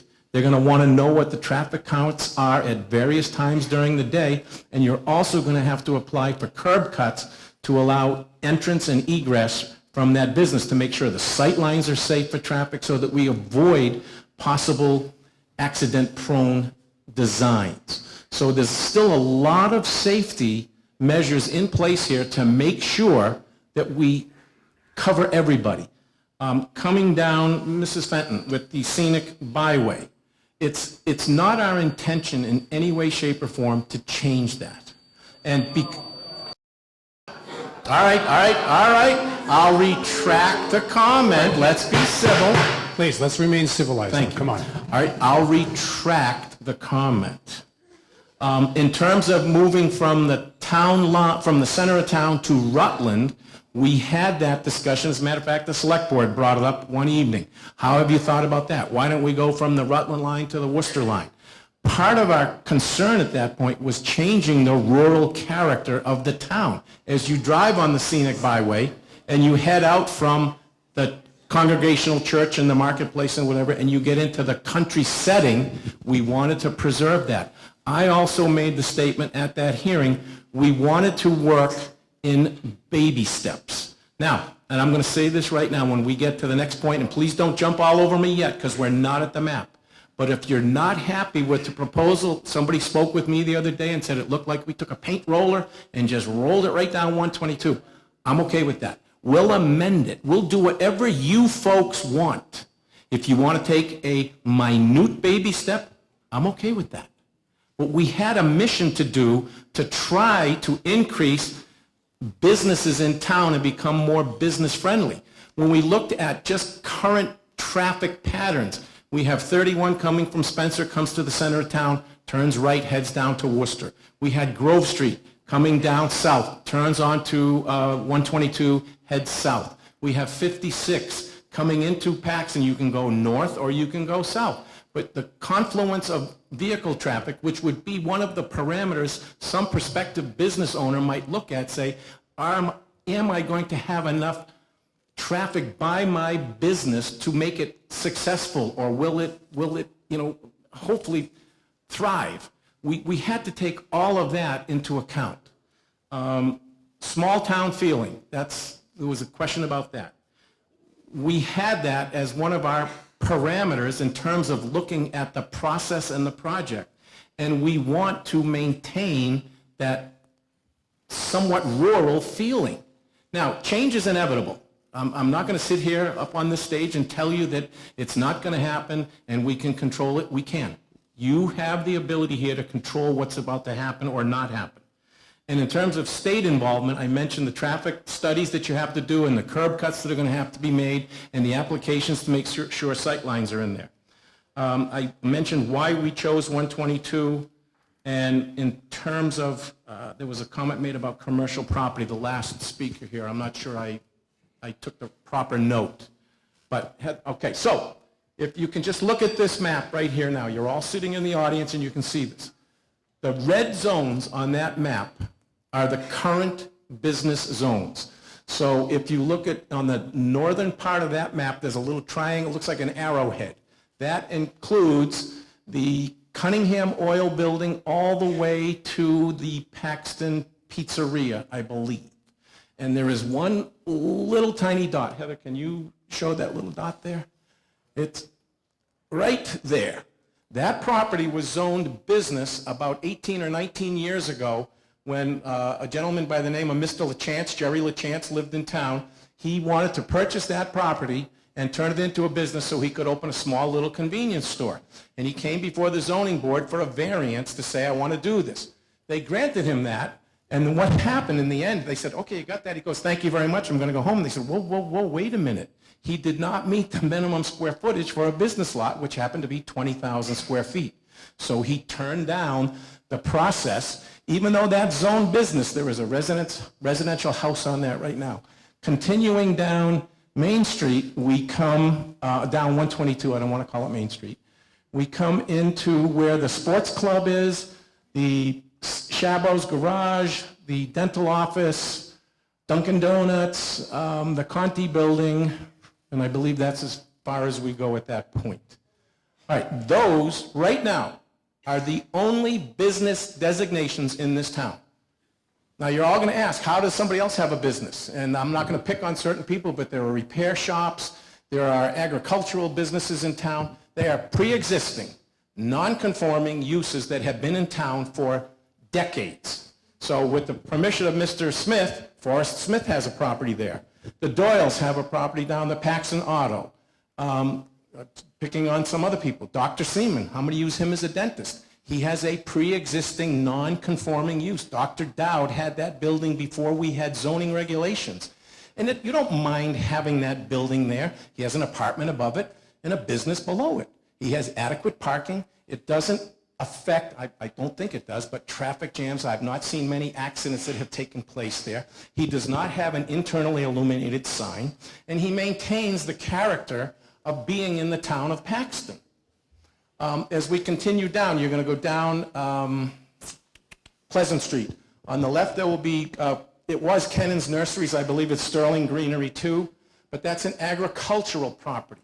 That has, again, a pre-existing non-conforming use. It can only be used right now in an agricultural mode. So if Mr. Kennon was here or wanted to sell that property and somebody said, I want to put in a Cumberland Farms, can't do it. Okay, can't do it. When I was at the Paxton Auto today, I was talking with the Doyles, and I said, how do you feel about this? And it was mentioned, well, I don't know. I'm not sure if I'm in favor or not. He said, but what if I want to sell ice cream here? Can't do it. All they can do on that property is repair autos. Same thing with Mr. Smith at Forest Repairs. Okay? Moving down further, let's go to Howe's Vegetable Stand. Neil, I'm going to ask you to... Excuse me. Thank you. Let's remain, excuse me, sir. Please remain calm, okay? We're trying to get through this. It's 10 o'clock. We're all tired. Neil, can you just wrap this up? Okay. All right, the last thing is Howe's Vegetable Stand down there. The critical word in the name of that is vegetable. Deals with agricultural, farm-produced products. That's all that they can do there. And any one of the existing businesses that I just mentioned that are pre-existing, non-conforming, cannot at the present time expand the footprint of the building or change any use on those properties. Thank you. Okay. All right. Does anyone else want to make a comment? Yes, ma'am, with the baby. Come right up. You and the baby. Tell us the baby's name. It's adorable.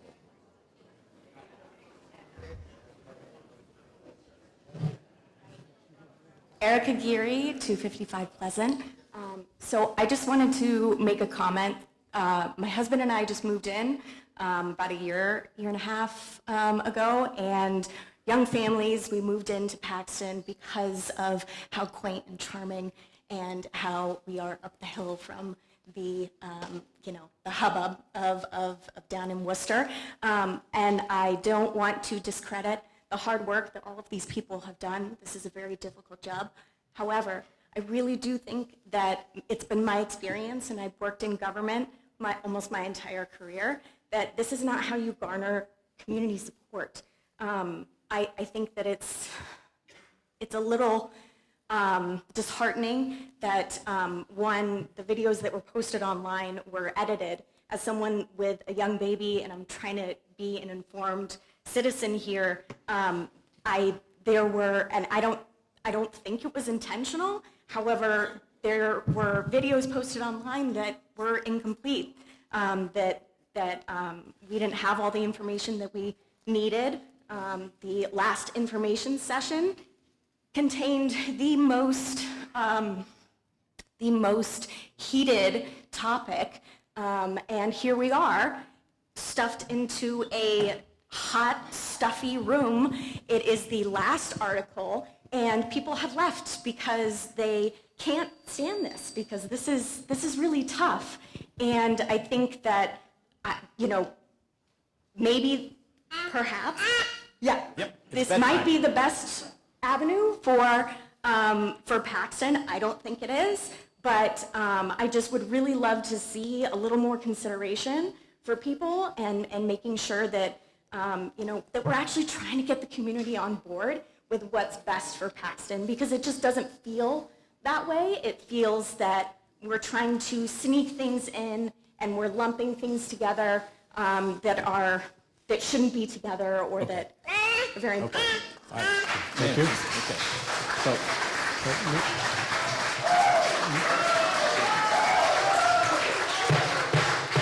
Mr. Bagdis. Okay. Hang on one second, please, if we may. Mr. Moderator, there's a couple things that I can see here tonight. First of all, I want to thank you all for coming out. And now I can put you all in the list of included people. So as this process continues, because what I'm going to ask right now is that we lay the motion on the table, we take no action at this point. All right? All right, all right, whoa, whoa. Wait, whoa.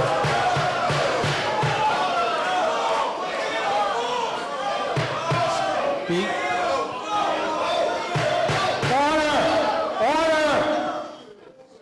We can't finish this, so everyone's shouting and screaming, we're not going to finish this. Hold on. All right, a motion's been made to lay, you're going to get to vote on the motion, okay? The motion's been made to lay on the table, and it requires a second. Is there a second to that motion? Second. Okay, that motion's been made and seconded. It's non-debatable, it requires a 2/3 majority. So basically what we're saying is we're not going to do anything about the motion that's before us, which is to amend the bylaws. So, if two...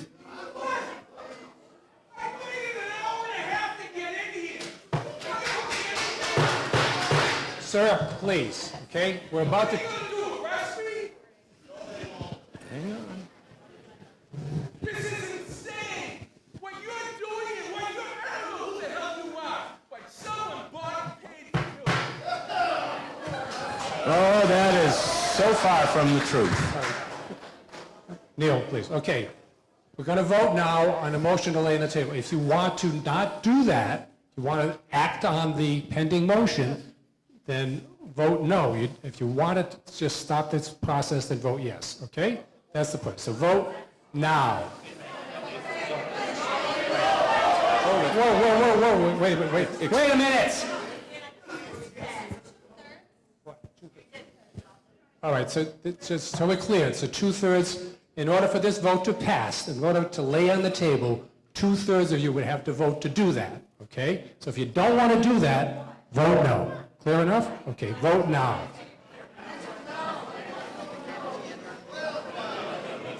No, it's debatable, we're voting now.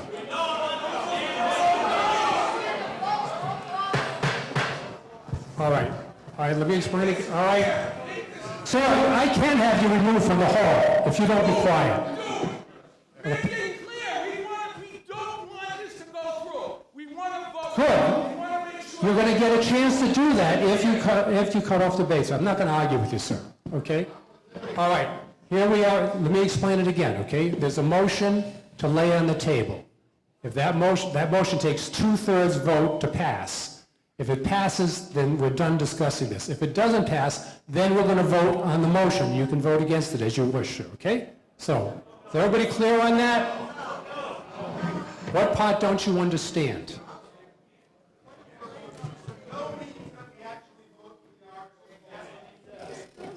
That's correct. Thank you. Okay, that's a good explanation. A no vote means you're going to move to vote on yeah, but 2/3, if 2/3 of you don't vote yes, then we're going to move to the article. Okay, so now we're ready to vote. Let's vote.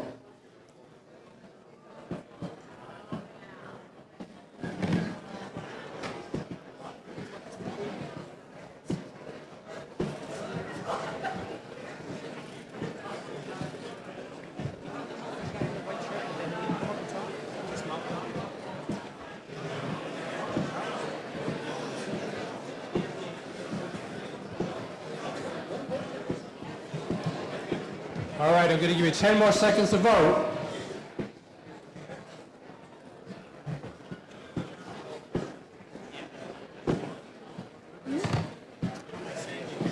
Five more seconds.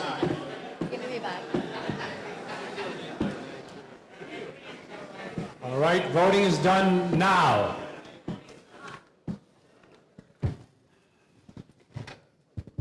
Okay, the votes in favor of laying on the table were 46. The votes against were 211.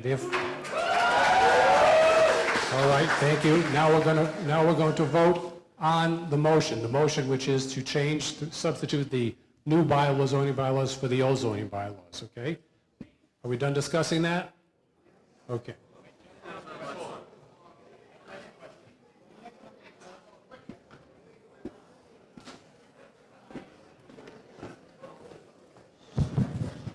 Thank you very much. This will be very quick. As I understand, I'm sorry, thank you very much. William King, Indian Hill Road. I'm really leaning to going no for this reason. Like so many other people here, I don't want any changes. If this whole purpose is to promote more businesses, which will generate more tax revenue in the long run, what I would rather see is that you slowly, incrementally increase our real estate tax, which would at least be spread out amongst everybody equally, as opposed to the people across just, laid on the 122 corridor people. That's unfair. If you start building up along that line, and I know that could also be a change where you may not, you could shorten or change, what is going to be on 122. But the reality of it is the people along 122 are going to be most affected. We don't want to see it changed. And I think that's the problem. And I think it's going to be disproportionate. The people that are going to pay the price or have their real estate perhaps see their value go down are going to be those individuals like myself and my wife. So really, I think maybe your case wasn't made strong enough, or maybe we didn't understand it well enough, but I think we should vote on it. I'm leaning no. Thank you. All right. Okay. All right, hold it. Wait, there's a motion to move the question. Is there a second? Okay, it's non-debatable. This motion requires a 2/3 majority.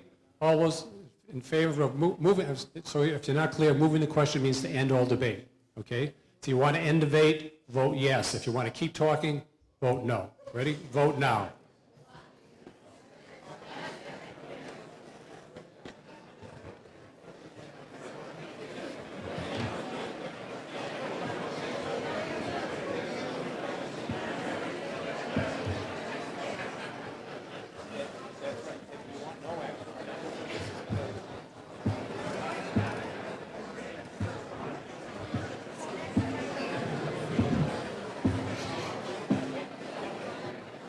All right, 10 more seconds.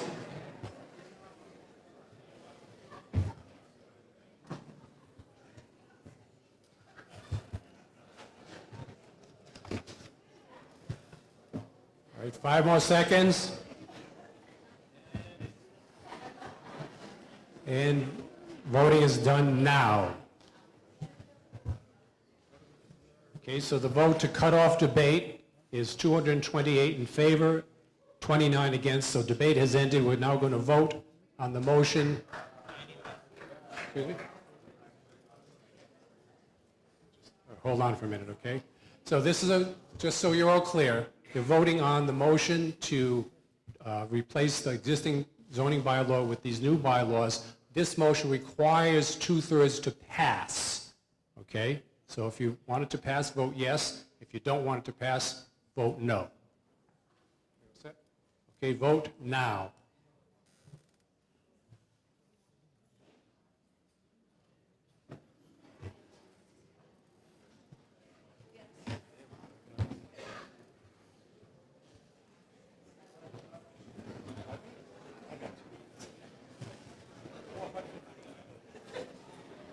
Okay, 10 seconds.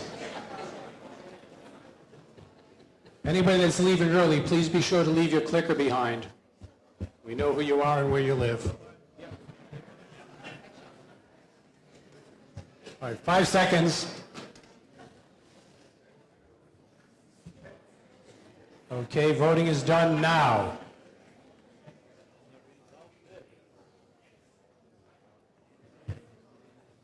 All right, this motion has been defeated. There were 62 yes votes, 182 no votes. The motion has been defeated. Mr. Moderator, at this point, I would request no action be taken on the map that has been presented, so. All right, hold it. So unless somebody makes a motion to take up the map, then we're not going to do anything about it. Unless somebody, there is no motion at this time. If someone would need to make a motion to take up the map. Okay. The third. Okay. So just to be, all right, sir, let me see if I can word the motion so we have a good record of it, okay? Can I identify yourself who made the motion? Kevin Dow, thank you, Mr. Dow. Okay. Okay, thank you. All right, so the motion that you're making would be that you move that the town vote to replace the zoning map for the town of Paxton in its entirety with the map entitled Proposed Zoning Change Overview Map, Town of Paxton, Massachusetts, version 2, made available at this meeting and on file with the town clerk. Is that correct? Is that your motion, Mr. Dow? Yes, sir. Thank you. And it's been made and seconded. Is there a recommendation of the select board on that motion? Actually, I take it back. I don't need your recommendation. I do need your recommendation. We don't have a recommendation. Select board has no recommendation. The finance committee No recommendation. has no recommendation. Is there any discussion on this? Are we ready to go to a vote? Okay, thank you. Okay, thank you. Okay, the question, all right, hold on, I'm going to explain. So a yes vote is a vote to adopt the new map. The no vote is a vote to leave the way things are. This vote would require 2/3 to pass. 2/3 to pass. Okay, is everybody ready to vote? All right, oh yeah. All right, vote now.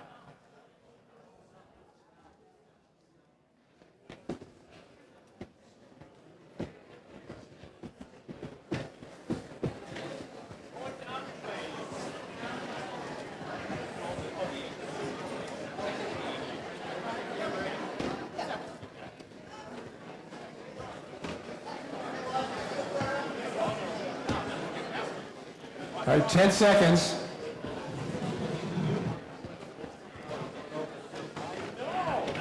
Five seconds. Please be quiet. We're not done our business yet. All right, voting is done now.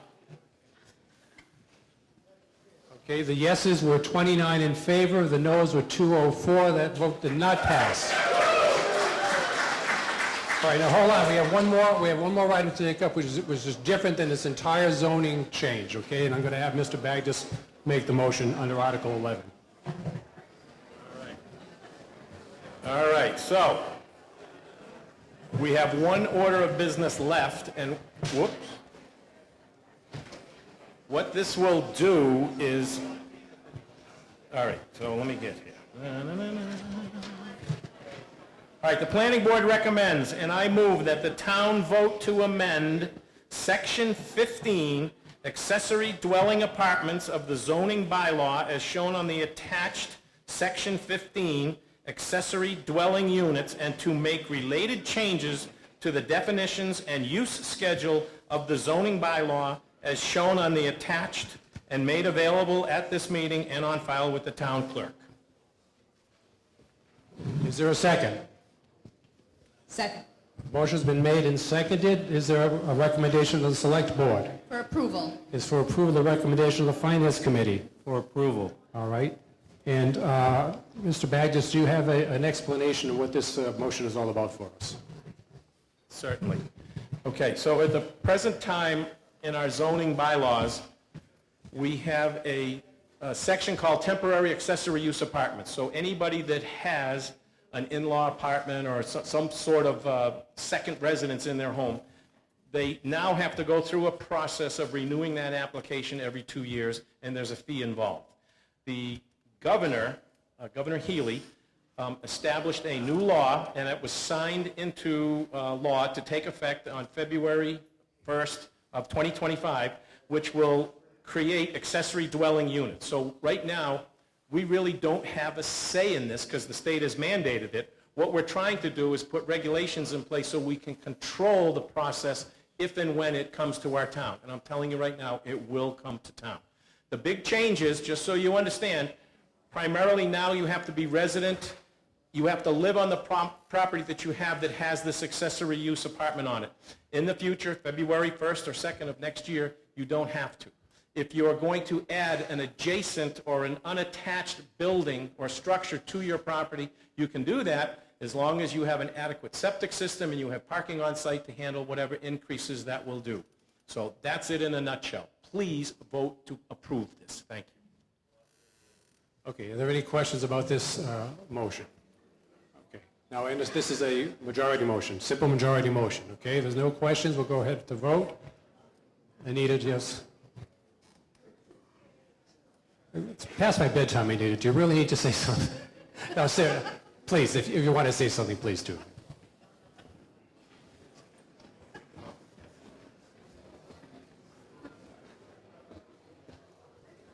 Okay, all right, hold on. Everybody, please, we're almost done. Please be quiet, give respect to the speaker. Okay, Anita Fenton, 3 Nipmuc Road again. Now, this changes from being, the house can now be 30%, it's gone up to 50%, is that part of her law? So there's nothing we can say about it. We can't want it 30% as opposed to 50%. So why are we voting? So essentially, the law will take place when, Neil? February 1st. The law is going to take place on February 1st. What this is going to allow us to do is have something in place. As checks and balances, rather than letting it be the Wild West and a developer or a homeowner run roughshod over the town.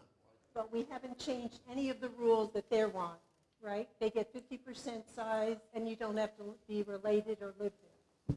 So what are we voting on? I mean, why? Well, septic designs. We're voting on septic. No, but what I'm saying is if you want to add, in this case, if you wanted to add a unit for somebody to live in, that would require a bedroom.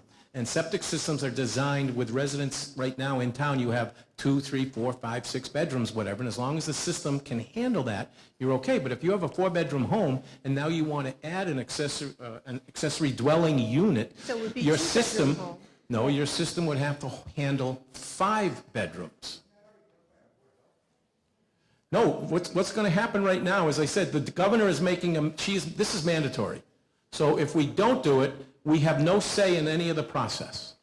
So the thing that helps us here by having the regulate this subsection of the existing bylaws that we're going to add to, it allows some sort of input from the town to make sure that it complies. One of the things we've talked about on the planning board and Board of Health and things like that is you may have to decommission a bedroom in your house if you want to create an accessory unit. So if you have a 4-bedroom house, you may go to the court, the land court, and say, all right, my residence right now had 4, I'm going to make it 3, but I'm adding this accessory dwelling unit so that I can have, and then I can get some income from that. Or I can stay in town, I can afford to stay in town because taxes are going to go up and the income that comes from this accessory dwelling unit will help to soften the blow of increased living expenses.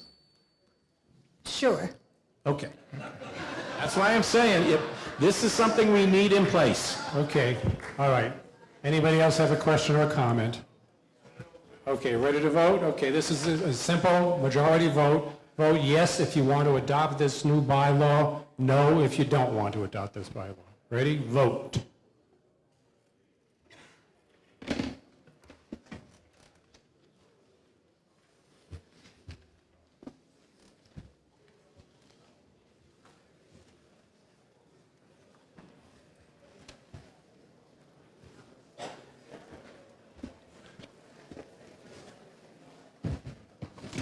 There's 5 seconds.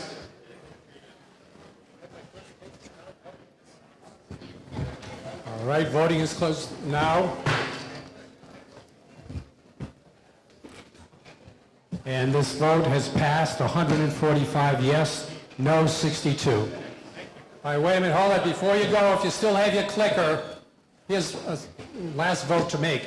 Do you like using the clickers? Vote yes. If you don't, vote no for me, please. This is an experiment. We have to buy these if we want to have them in the future, and it's pretty pricey.